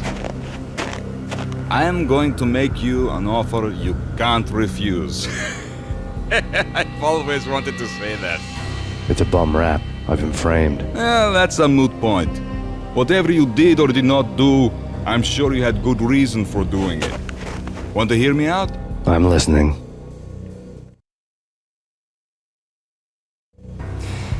Punchinello messing with V is bad for business all around.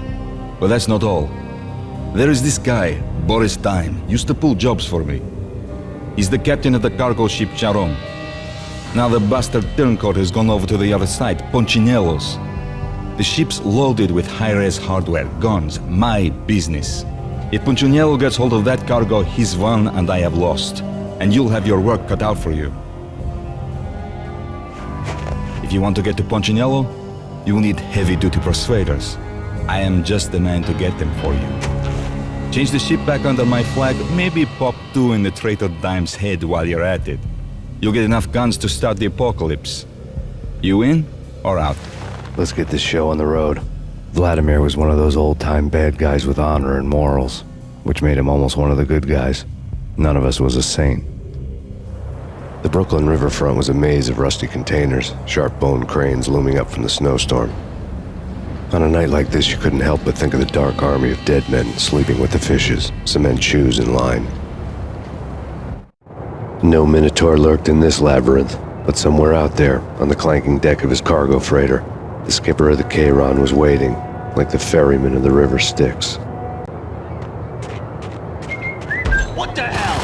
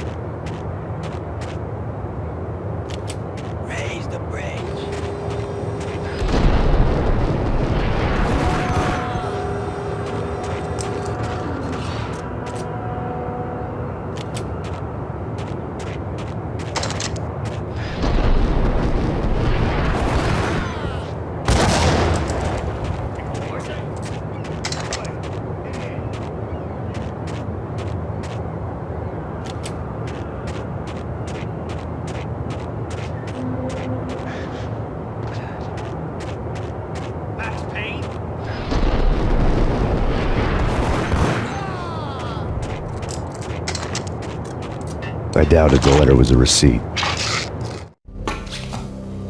Rico Muerte had come to town to do more than just sort out family troubles. Exhibits number 1, 2, and 3. A briefcase of money, a sniper rifle, and an envelope with one word neatly printed on a folded piece of expensive paper. Mayor.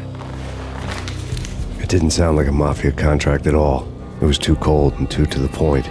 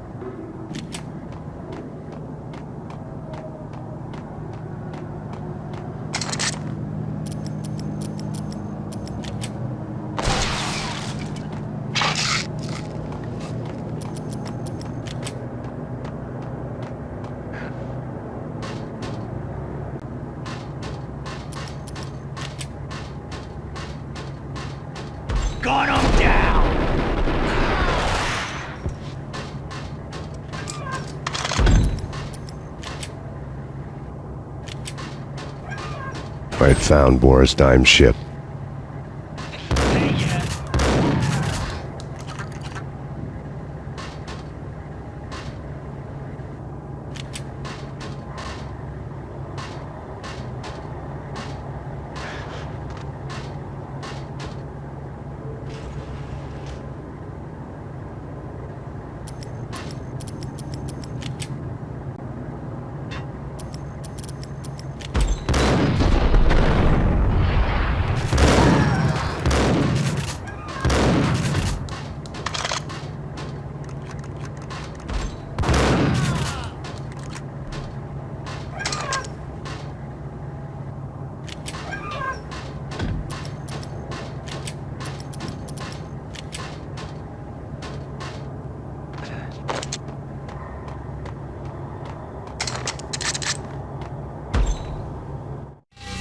Rust had crept over the sides of the cargo steamer a long time ago.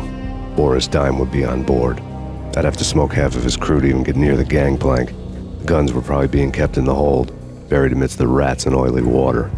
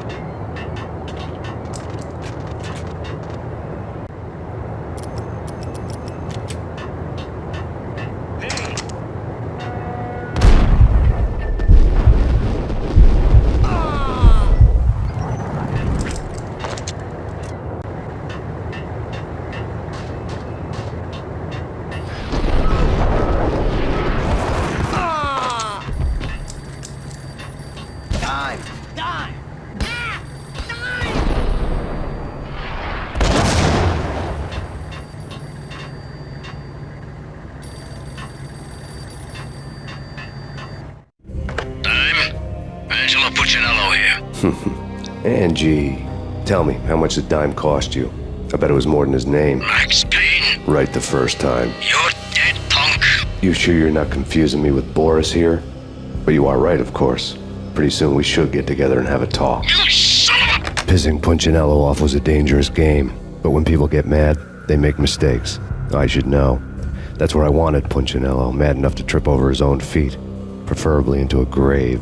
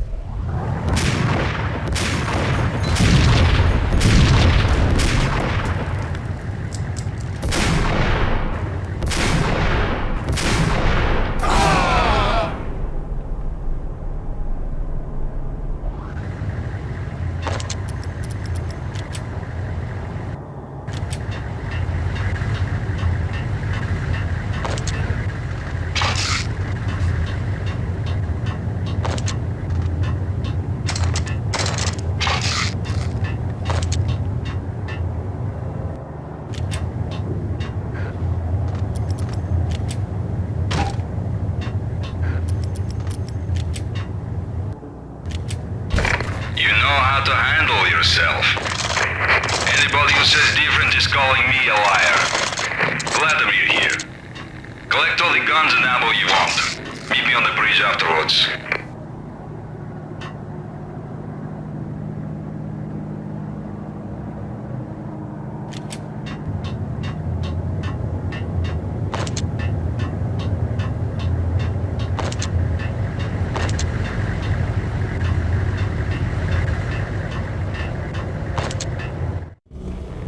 Did you get everything you need? Check. I owe you. Anything you need. This is my solo. When I'm through, Punchinello won't be anybody's problem anymore. Clear as vodka. But anytime you get between a rock and a hard place, just whistle. This could be the beginning of a beautiful friendship. You really get a bang out of this big-time gangster act, don't you?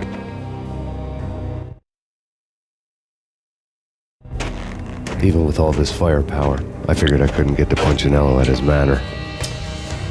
I could only hope that he wouldn't pass a chance to hear me beg, to see he's won. This is Max Payne. I want to cut a deal. Payne, you're a dead man. That's what everybody keeps telling me.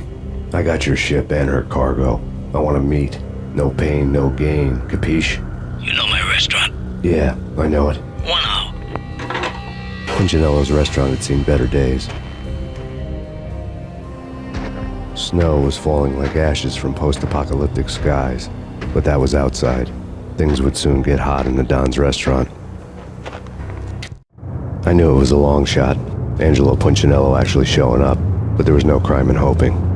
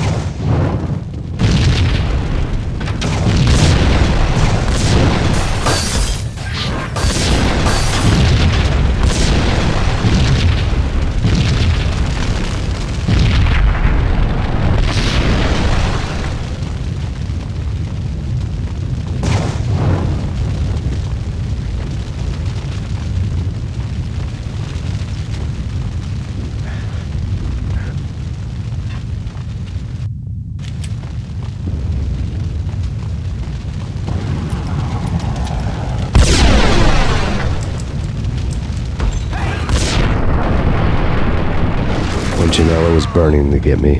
The feeling was mutual. He was trying to put out my flames with gasoline.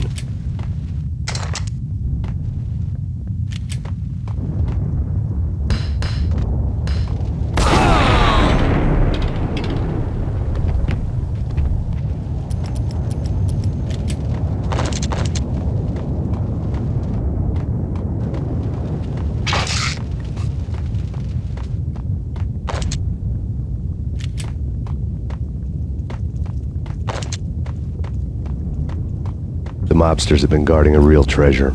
The way out of this disco inferno.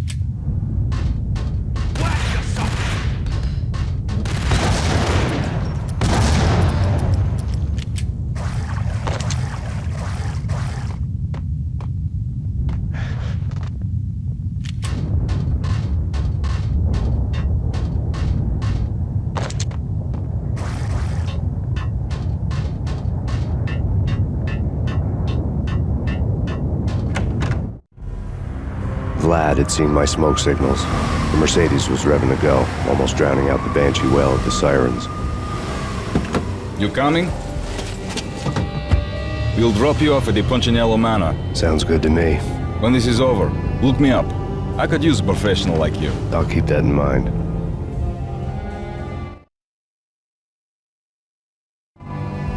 The night groaned with cold. The garden lights flickered nervously. In their light, the falling snow was dead white before the darkness ate it up. I had heard the stories. The trio were mad dogs. They'd have hung the heads of their enemies over the manor gates if the capo had only let them. Punchinello wanted Payne. He'd see the pain. The trick in my situation was that there was no trick, no matter what the movies tell you. No rules, no secret mantra, no roadmap. It wasn't about how smart or how good you were. It was chaos and luck, and anyone who thought different was a fool. All you could do was to hang on madly, as long and as hard as you could. Someone had graciously left the back door open for me and killed the guards. My money was on Mona. I knew the trio would be standing between me and Punchinello. I had read their rap sheets, thick as phone books. No one would be walking out of here alive. The numbing cold of the broken night had followed me in. Upstairs, the trio tangoed down the manor halls to the silent rhythm of their murderous hearts. The blood of their victims rust on their lips. Vince Mugnano, Pilot Providence, a.k.a. Big Brother, and Joe Deadpan Salem. The pistol was a frozen lump in my hand, piercing the skin, gnawing me to the bone.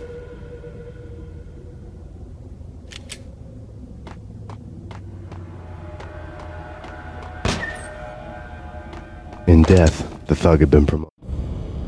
Someone hadn't enjoyed the Don's hospitality. Someone with a flair for the dramatic. Someone who had let herself out of a locked cell and past a couple of armed guards. My thoughts were on Mona again.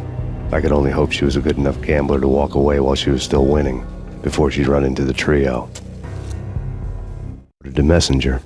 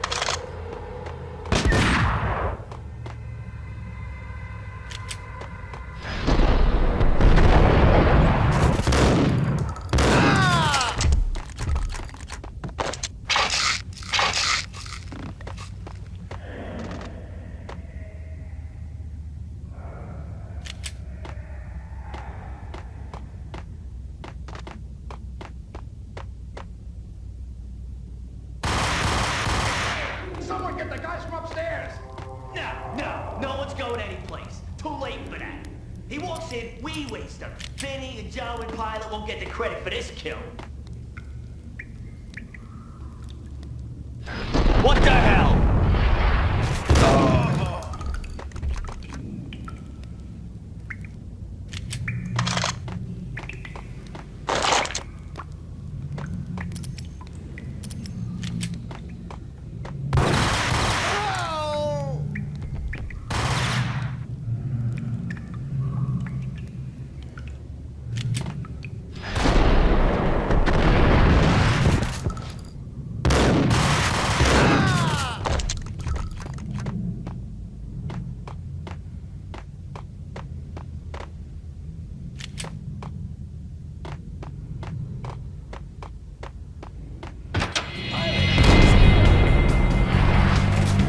It didn't take me long to run into the trio.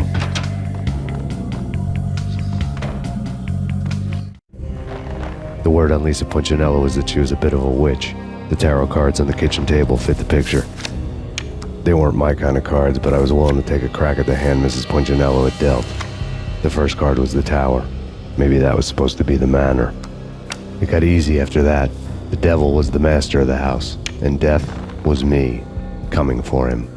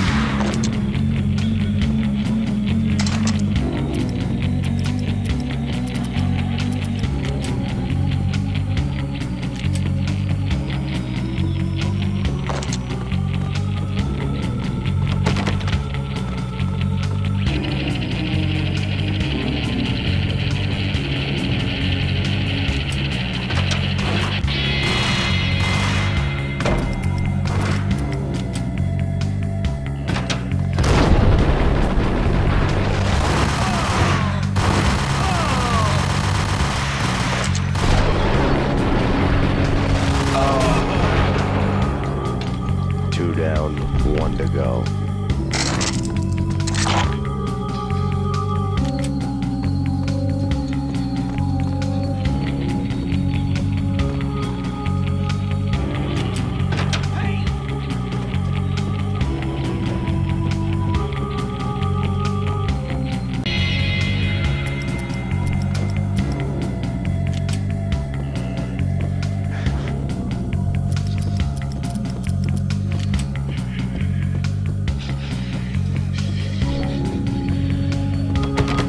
stopping him! This was supposed to stop anything. Take cover.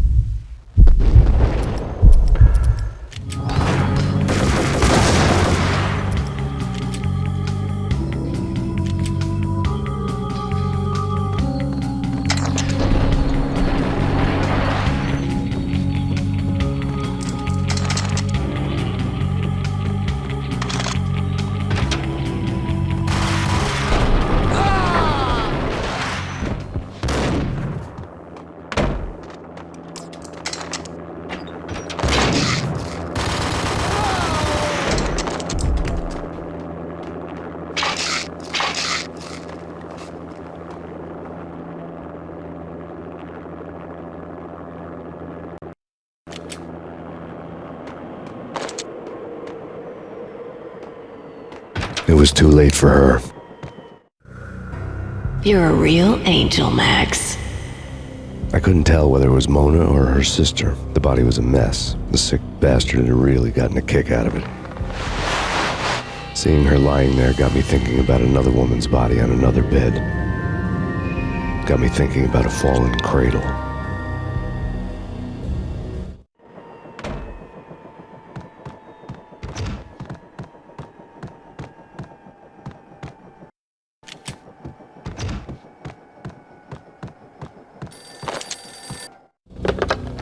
Max Payne. Talk to me.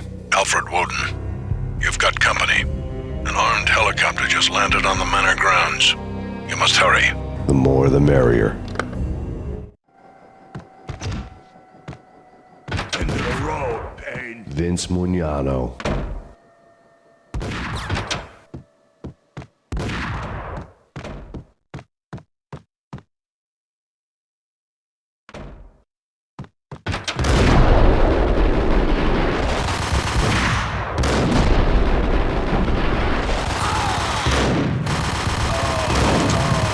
Punchinello's trio was done for.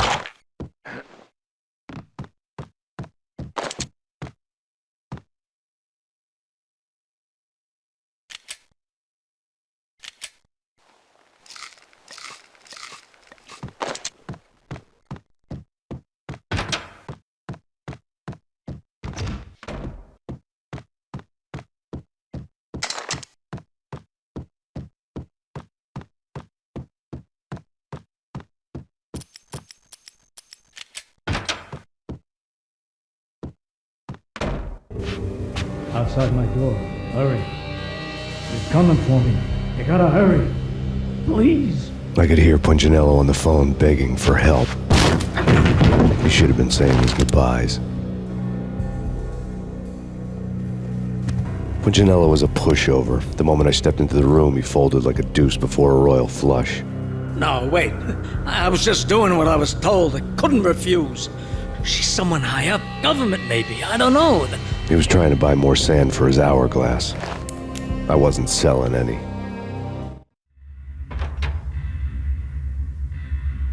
No, I told him not to.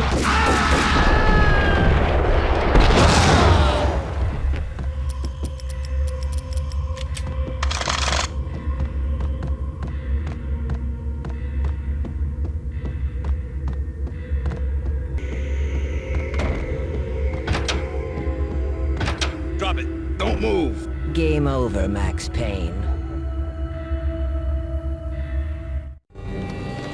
I could tell when I was outgunned. It was time to take another beating. The mystery witch was a real barracuda.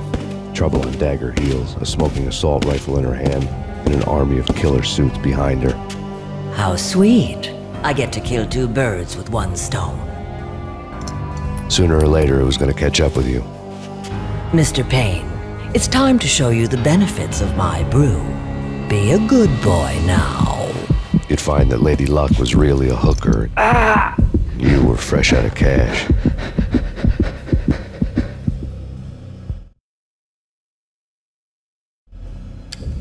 Gentlemen, we're done here. Take me to Cold Steel.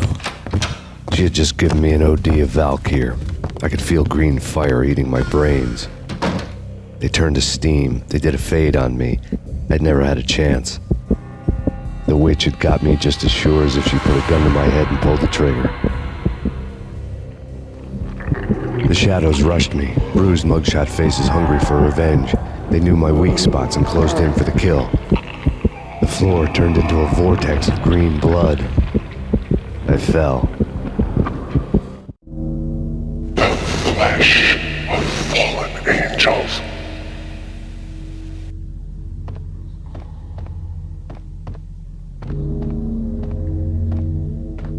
Who's there? Max? Max, is that you? Max? Where are you, Max? Please. No, please, Max, no, I'm sorry. Please don't, Max, no, please. Max? Where are you, Max? Please. The letter was staring at me. There was something disturbingly familiar about the letter before me. The handwriting was all pretty curves. You're in a graphic novel. The truth split my skull open, a glaring green light washing the lies away. All of my past was just fragmented still shots, words hanging in the air like balloons. I was in a graphic novel. Funny as hell. It was the most horrible thing I could think of.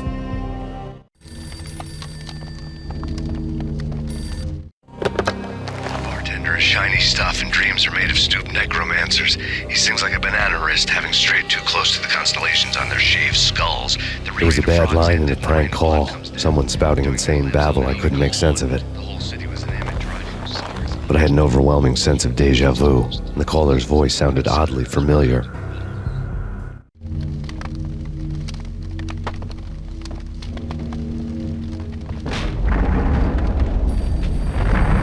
The weird piece of paper looked dangerous.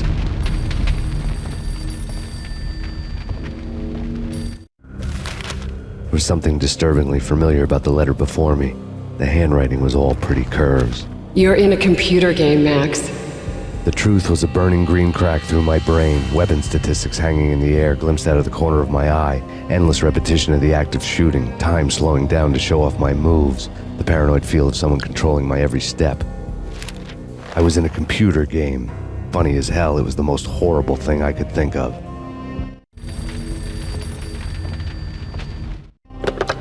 Don't lose it. It's Valkyr. The drug. Snap out of it. Try to remember.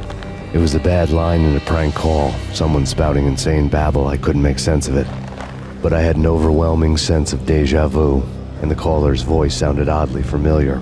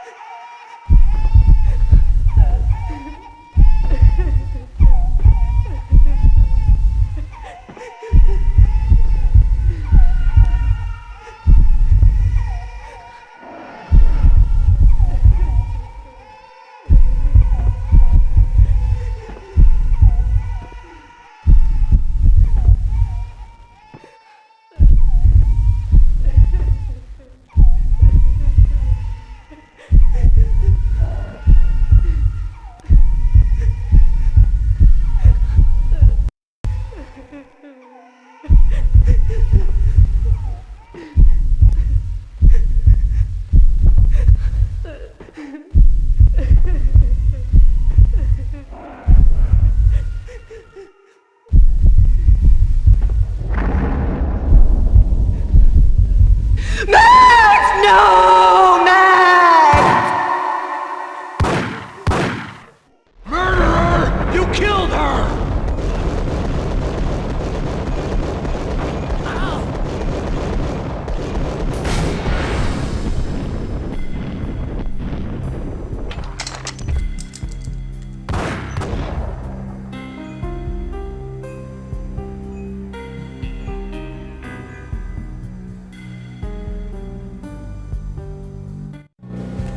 Max, something happened at the office today. A strange memo. Something about Vikings. Honey, I gotta run. You can tell me all about it this evening. Have a nice day, darling. The bullet holes were rubies on her chest, blood glowing on her ivory skin. She was so beautiful. The killer was smiling. The flesh of fallen angels.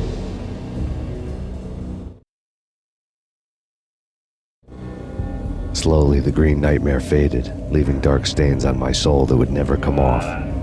I felt like flatlining. I was all shook up.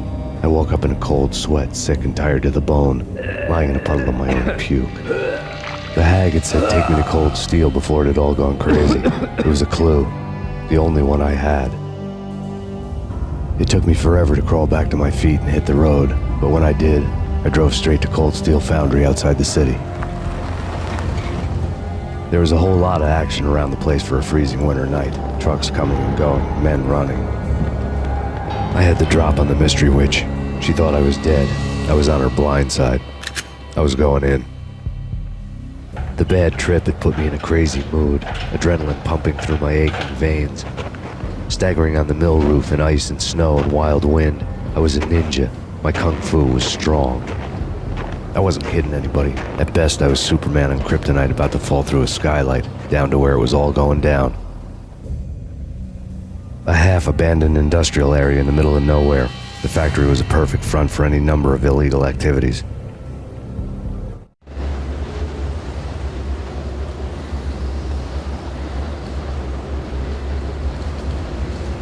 In the belly of the plant, molten metal boiled and bubbled like a witch's brew.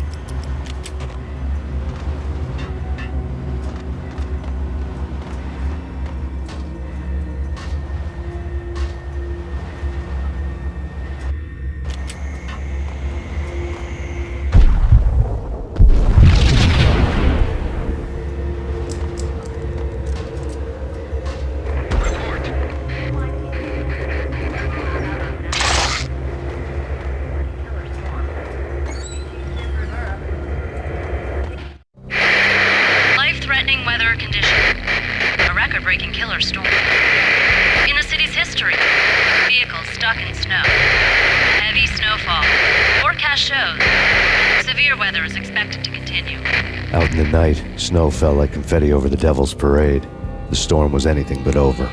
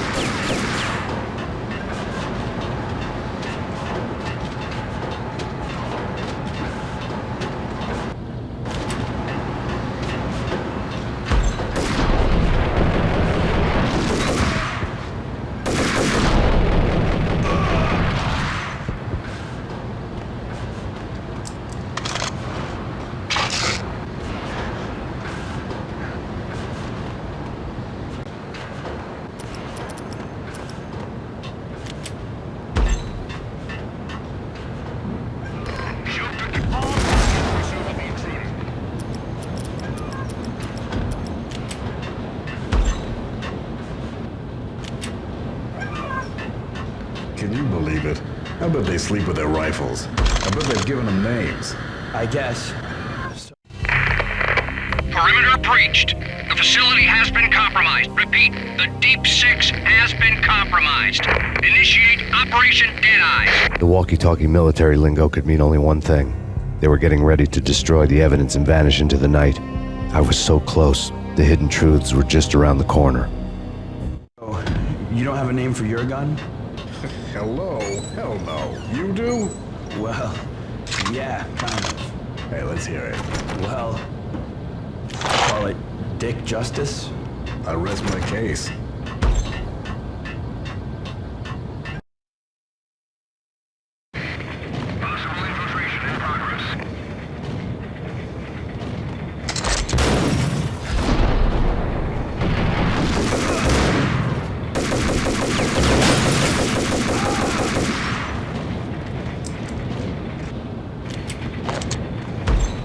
The folder on the table told a grim tale.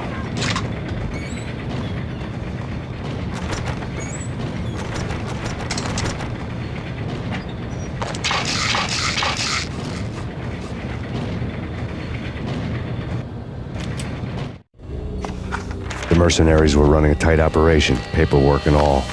Merchandise missing again. A chemist had tried to smuggle it out for his own private party. Locked him up in cell B7 in D6's old test facility to wait for proper processing. I was close enough to hear the secrets, just beyond the next doorway.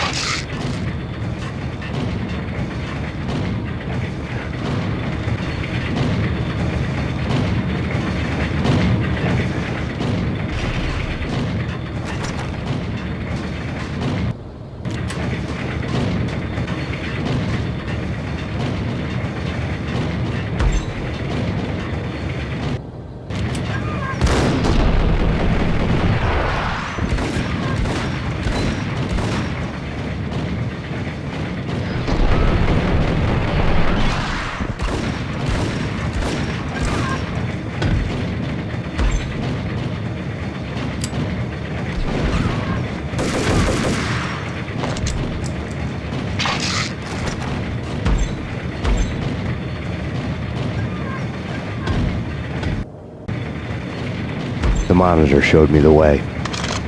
Processing diagrams filled the control room screens, all but one. An elevator titled D6 on one of the screens, somewhere onwards, past rows of ovens, in the core of the plant.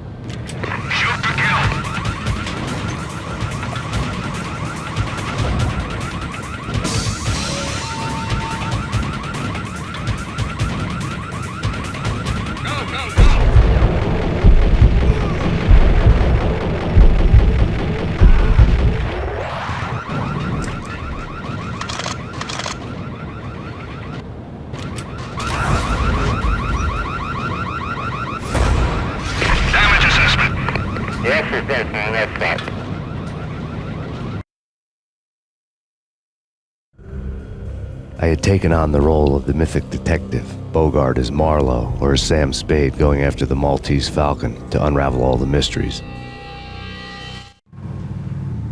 Following a path of clues to that final revelation, even if it would take me down to the cold, cavernous depths of a grave.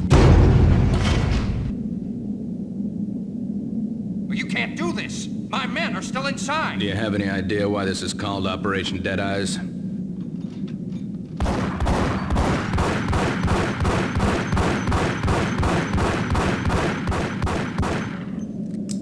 I think he's dead already. Let's do it.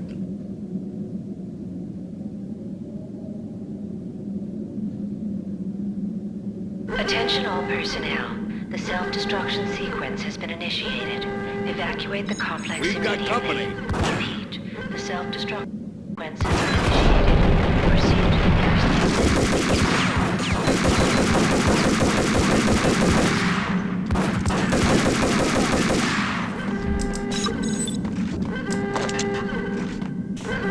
I had seen the logo on the floor before. There was an old army bunker under the steel mill. I knew the military plaque on the floor. I had seen 1,000 variations of the insignia on crumbling brick walls everywhere in the city. The sword replaced by a syringe. Project Valhalla, V for Valkyr, V for Valhalla. All of a sudden it read like a crackpot conspiracy theory.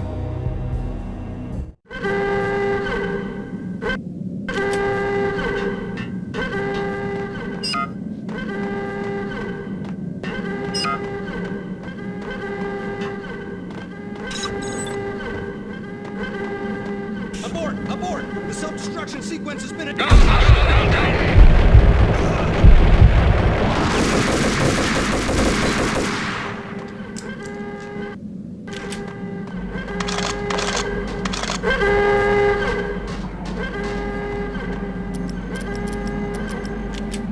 Attention all personnel. The self-destruction sequence has been initiated. Proceed to the nearest exit immediately.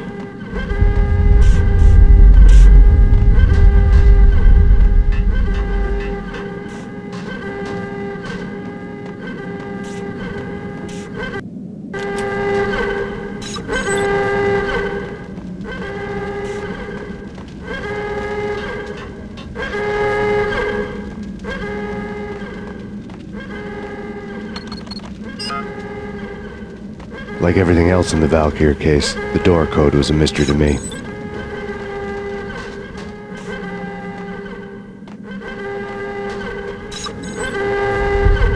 Decontamination in The progress. chemist had been using the workstation when he died.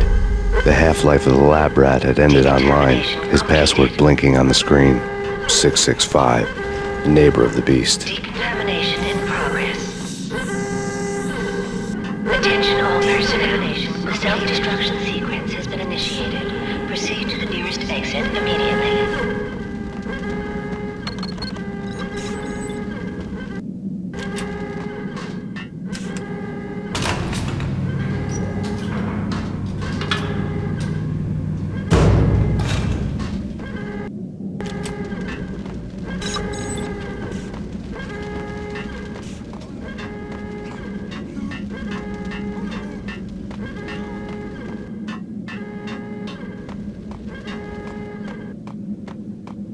Hey, in here! Hey, get me out of here! I'm innocent! They're... Thanks. I thought I was gonna die in there for sure. I need you to get me through the decontamination chamber airlock. You're crazy! No way! The place is blowing up, for Christ's sakes! Either that or back to the cell. Your choice. Okay, I'll do it.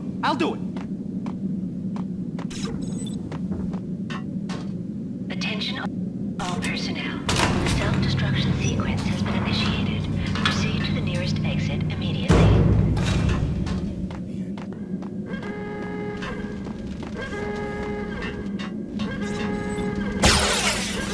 We're dead! We're dead!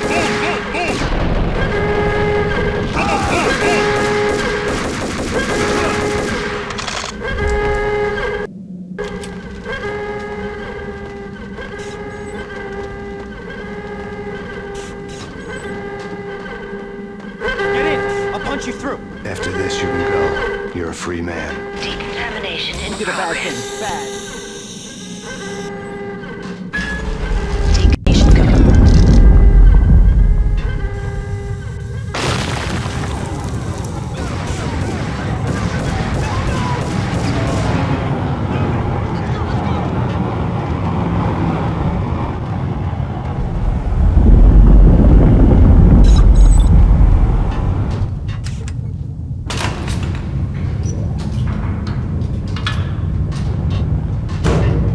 I was caught in the middle of the deadly web that was the Valkyr case.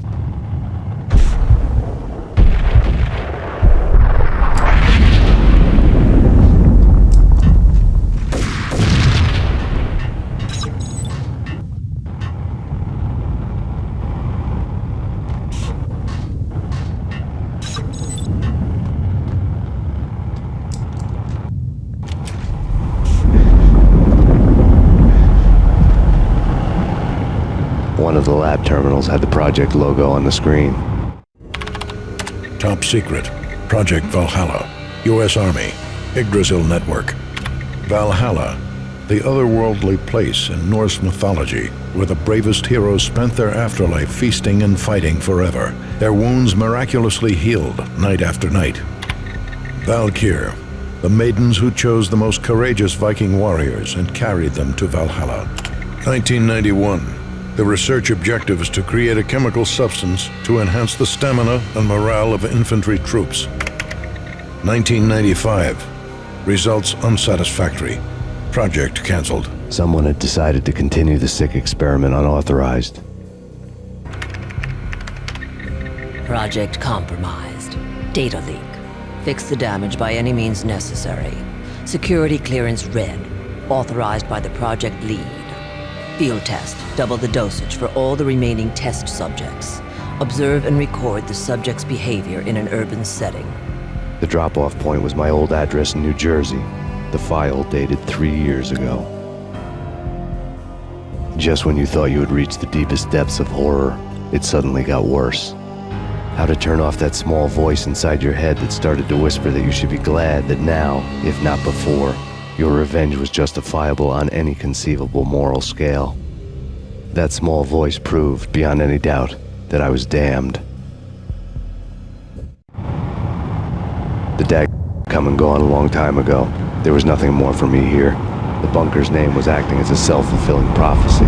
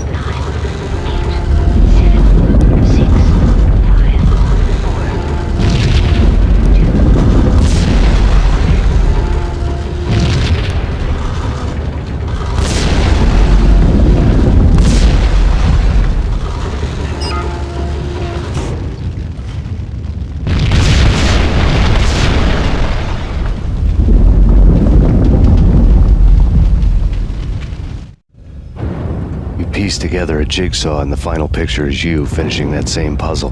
A mad, green-eyed killer standing behind you. An urban legend come true.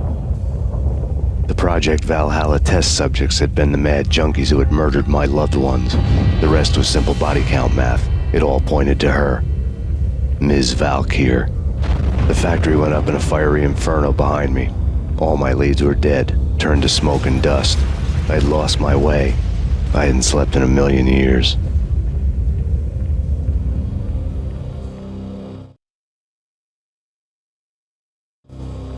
I felt thin as death. I've been living on an endless supply of week-old donuts. They were fuel for this crazy furnace inside my head. I couldn't remember when I had last seen the sun. I was on a permanent graveyard shift. When the darkness fell, New York City became something else, any old Sinatra song notwithstanding. Bad things happened in the night, on the streets of that other city, Noir York City. I was in an all-night diner, downing cup after cup of coffee that tasted like engine oil, when a new message from BB got me back on the killer track. What the hell happened at Roscoe Street? Maxie, I'm going out on a limb here. We need to talk this through, come up with a plan. 2:30 a.m., the Choir Communications Garage. The more I thought about Alex's murder and the frame-up, the more it felt like an inside job. I should have seen it coming. BB had sold me out, and now he wanted to finish what he'd started. The garage was dead. BB showed up in his tailor-made suit, gold watch, and cufflinks to match, all way beyond a cop's pay. Maxie. Oozing suave charm, he was guilty as hell. What the hell does BB stand for anyway? Backstabbing bastard? Come on, don't be like that. Have a cigar. I don't smoke. Maxie, you have no idea how big this is. It's huge. You have no idea. I think I do. You're a bribe-taking bent cop who sold out his partner. Those mobsters in the subway were a dead giveaway. Hard to miss. Bet it was exactly like this with Alex. Up close and personal. You can't win this one, Max. No, but I can make damn sure none of you do either. BB turned out to be another cardboard cutout bad guy.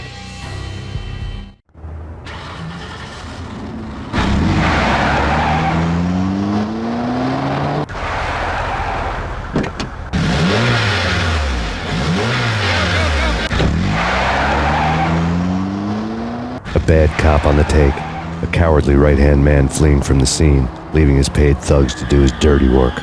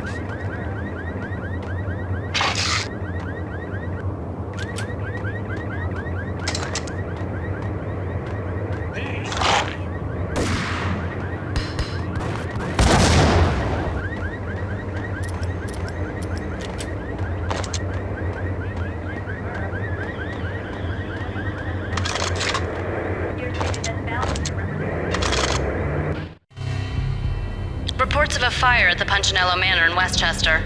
The manor is the home of Angelo Punchinello, the alleged head of the Punchinello crime family.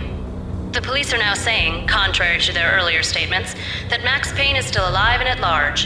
He continues his vendetta against the Mafia, of which this last act of arson is attributed to. I had no recollection of setting any fires, but I did remember the flames.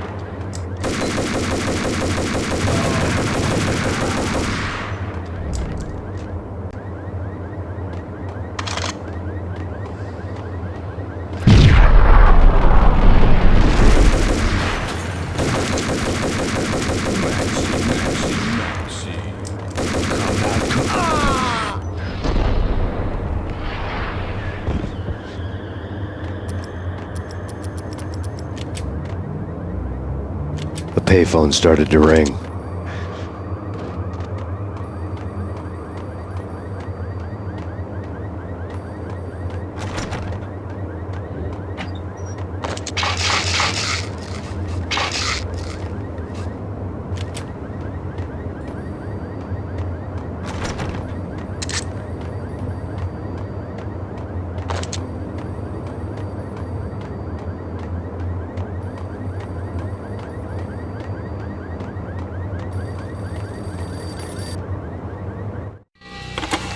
Yeah. Max Payne? Whatever does it for you. This is Alfred Woden. I can give you the name of your enemy. Come to the Asgard building presently. We are expecting you.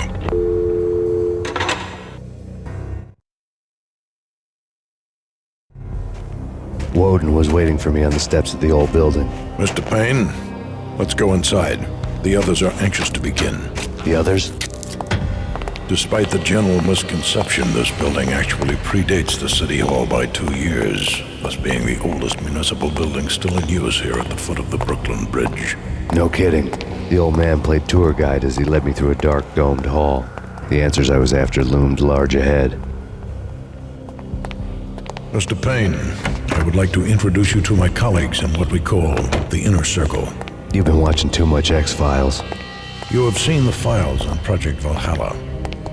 We can fill the gaps, provide you with the information missing from those files. We were all involved in the early stages of the project during the Gulf War. What's the catch? We would very much like to blow this thing wide open, but our hands are tied. Her name is Nicole Horn. She was the key figure in Project Valhalla.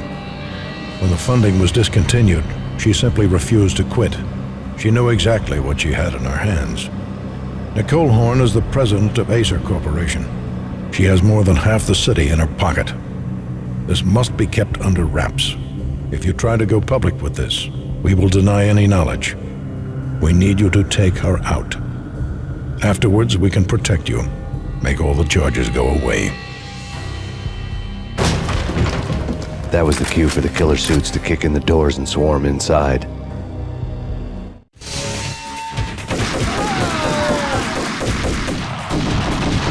It was an impressive floor show, but I decided to leave early anyway. It was only a one-story fall. Lucky me.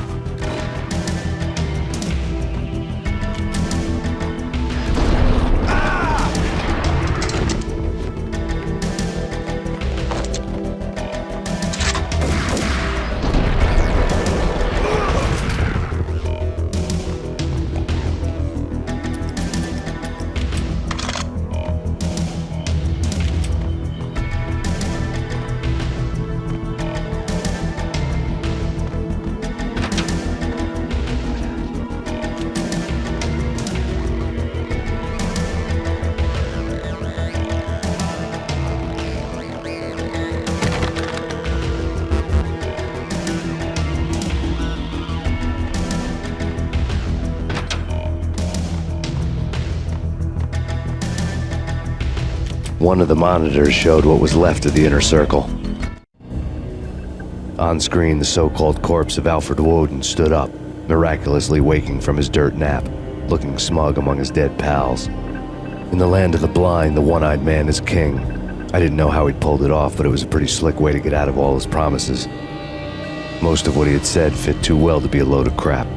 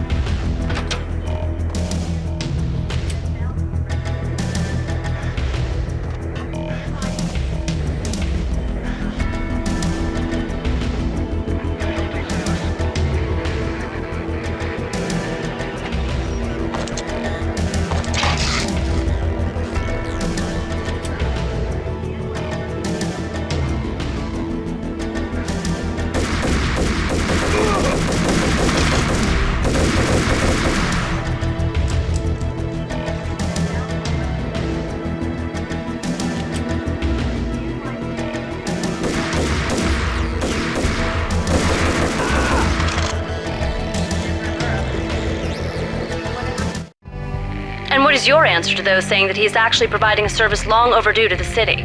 This crusade nonsense has gone too far. He's out of control. It must stop. He will be stopped. That was Deputy Chief Jim Rivera from the New York City Police Department.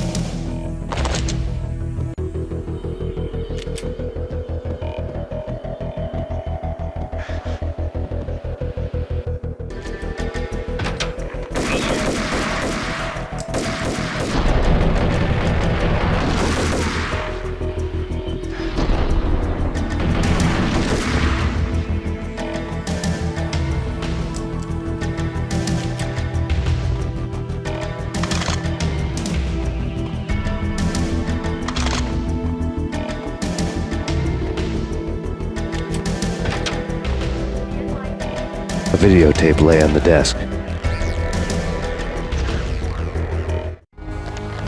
Nicole Horn had blackmailed the inner circle into silence. The tape came with a curt extortion note on a piece of expensive paper.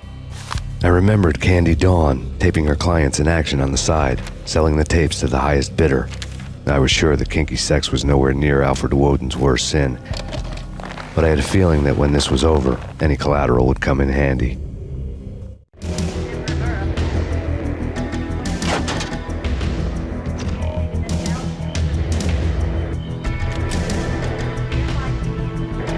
Woden had left me a present. Nothing seems to stop Acer Corporation's phenomenal victory march. Incredibly, the stocks are still rocketing. Worried experts already see a danger in the company's success. Some have gone as far as to say that Acer Corporation is about to become an even bigger monopoly than Microsoft ever was.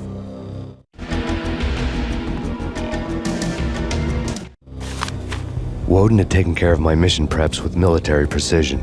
The critical areas in the Acer Corporation headquarters blueprints were circled in red. The president's office was at the top of the building, right below her penthouse suite. The elevators were controlled by a security computer, part of the mainframe located underground below the building.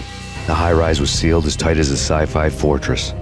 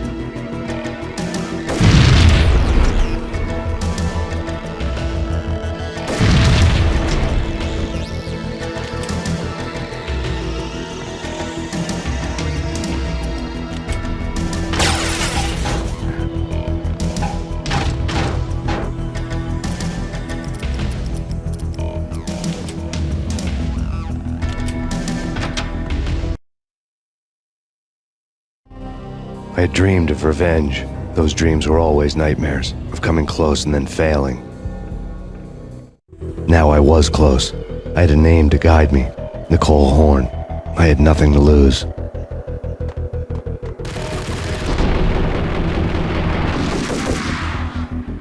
The Inner Circle had quite a track record.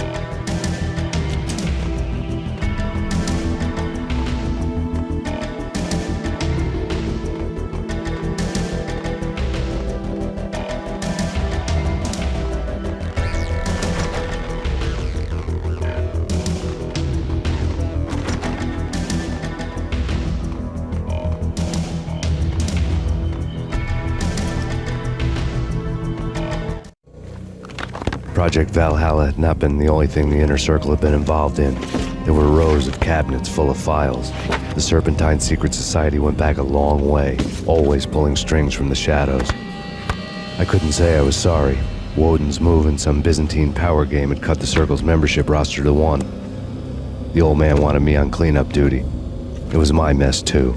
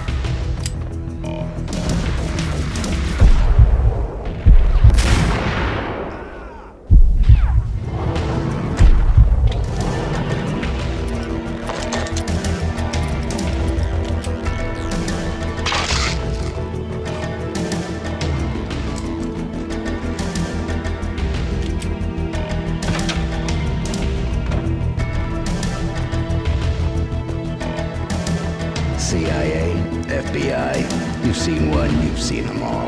Sure, good for a practice run. But this, working for her, real thing. The money's astronomical. And best of all, you get to kill any scumbag who gets in your way. License to kill. Terminate.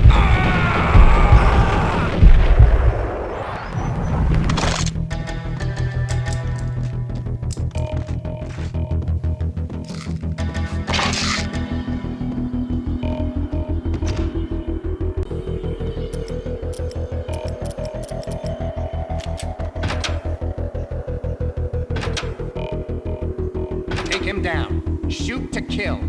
Let's finish this.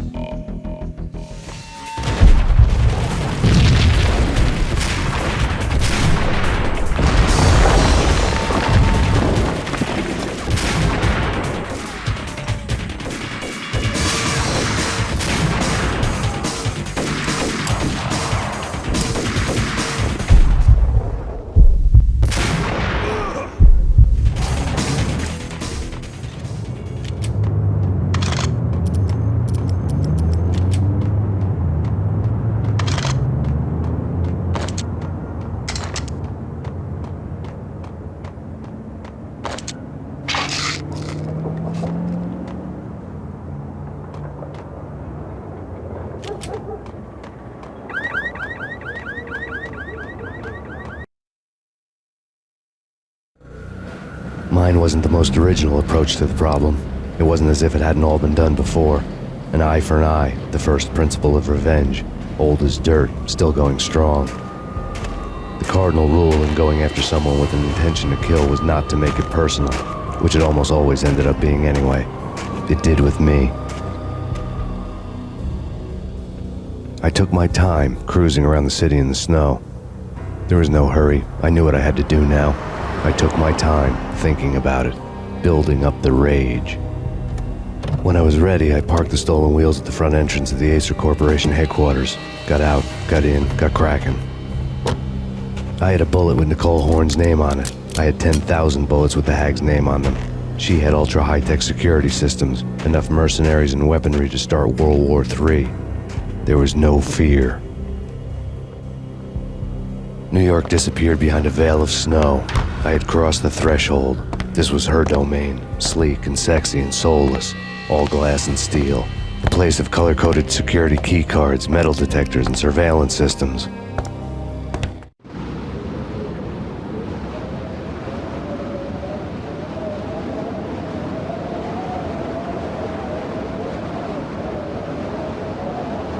Colder than a walk-in fridge. Cold as a gun.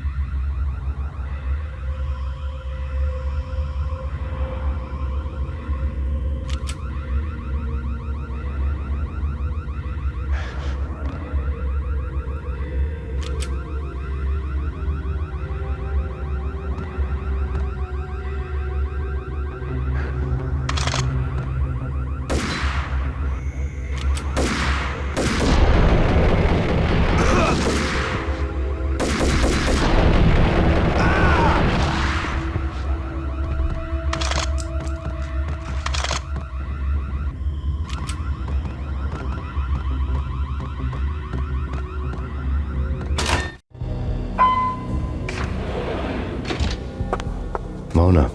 Looking good. Max, we gotta stop meeting like this.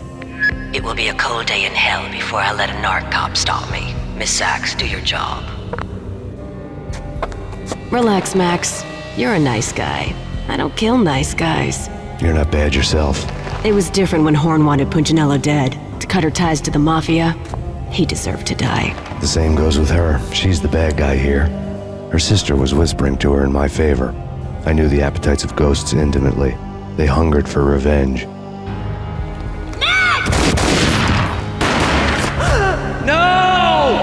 A gunshot boomed and she fell down in slow motion.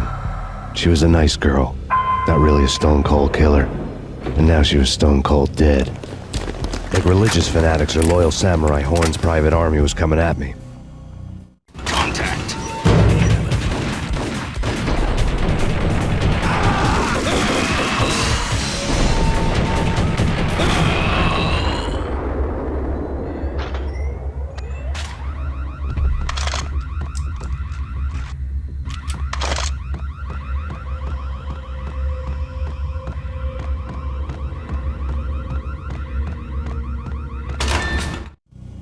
When the elevator came back down, Mona was gone. There was a lot of blood, but no body.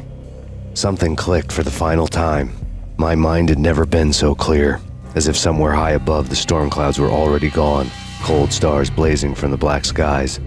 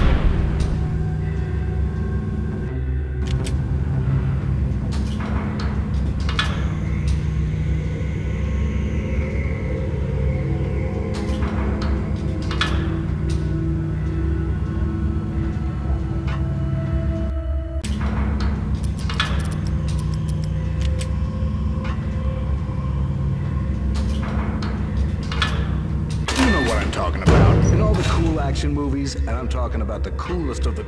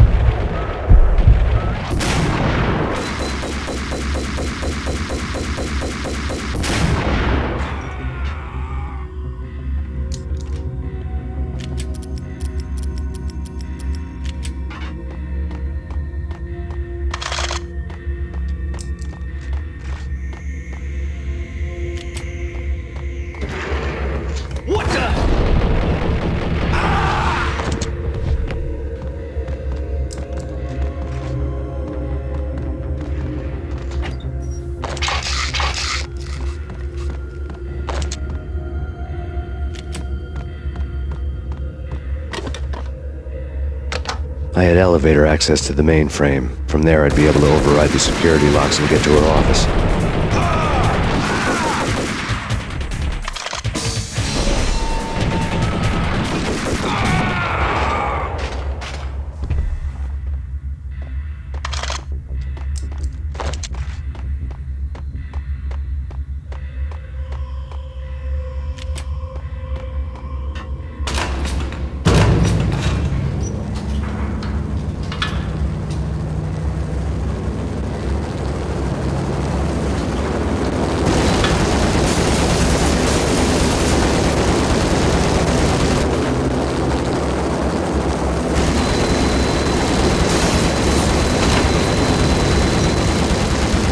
The unmarked chopper was Horn's pet guardian, inhuman and flawless. It was stalking me.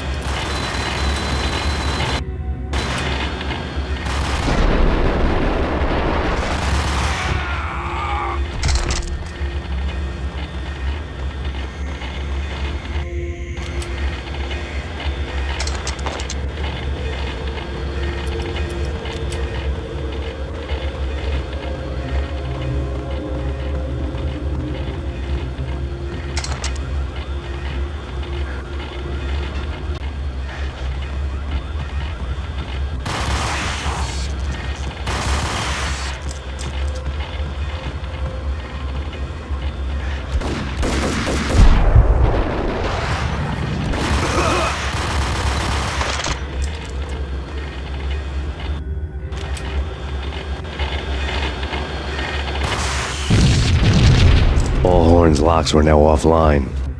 All bets were off. The elevator would take me all the way up.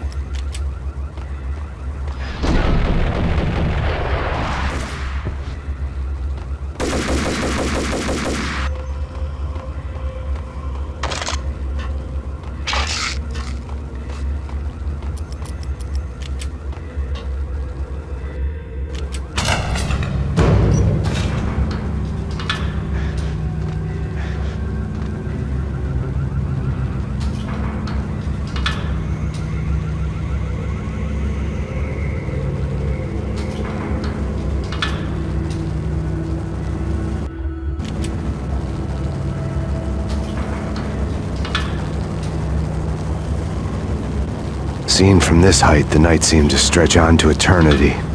A hint of desperation had crept into the snowstorm, as if it was trying to get it all out before the end.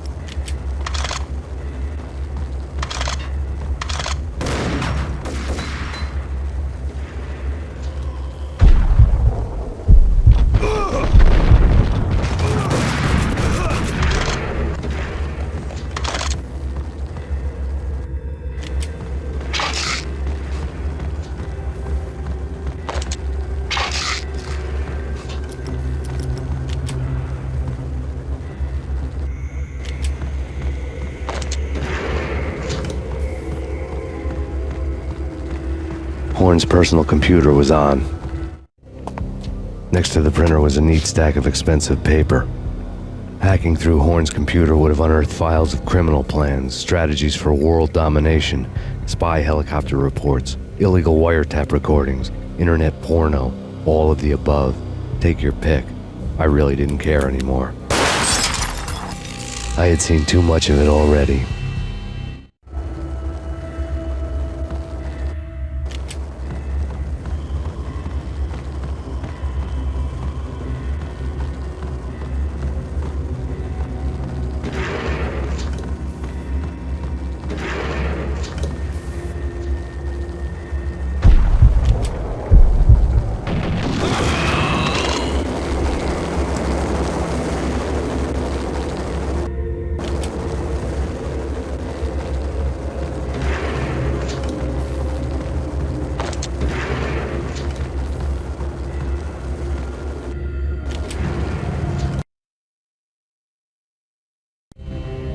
Valkyr had been meant to be a white-winged maiden that would lift you to a warrior's heaven, but it turned out to be a one-way demon ride to hell. The devil was in the drug. I knew. I had met him.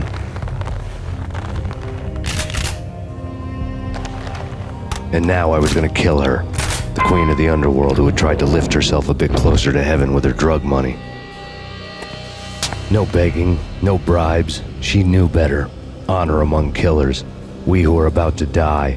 Both of us knew how this would end, in pain and suffering. All this because your wife stuck her nose into things that were none of her business.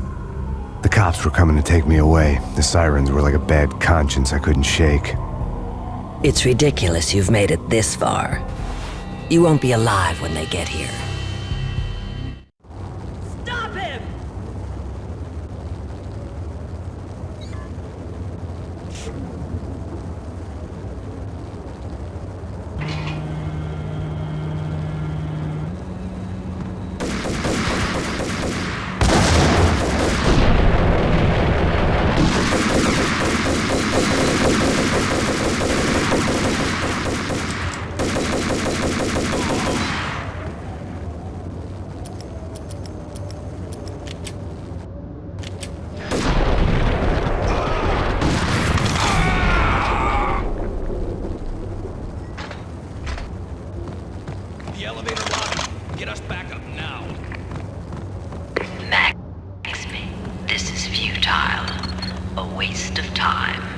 The deaths of your wife and daughter were necessary, inevitable. It is done.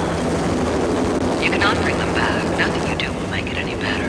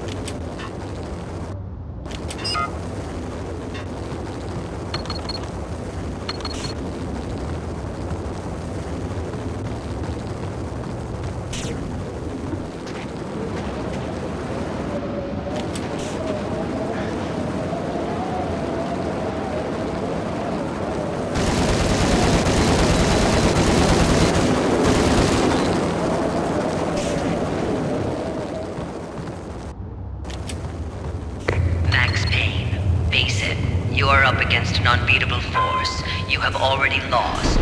You have lost. Only death will set you free from your pain. Accept it. Surrender. Give up.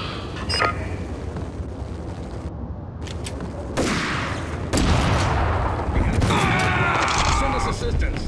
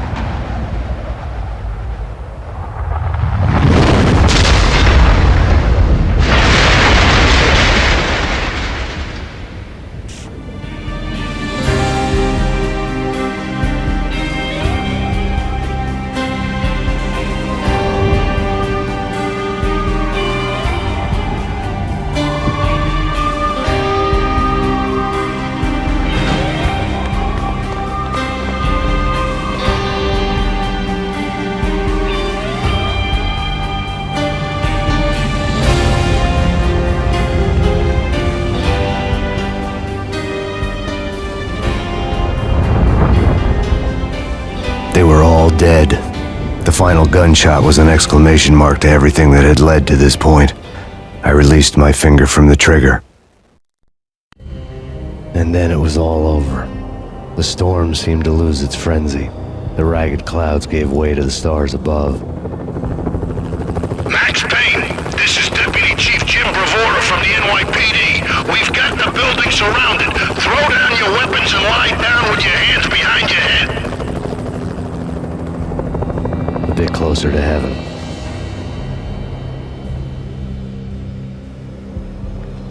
The cops' voices were distant and muted. Freeze! NYPD! Hold it right there! My ghosts released me from their haunting. Down below, New York City glittered like diamonds on black velvet. You gave us one hell of a ride. Take him down to Central Booking. You heard the man. Woden was there in the crowd, standing by the sidelines.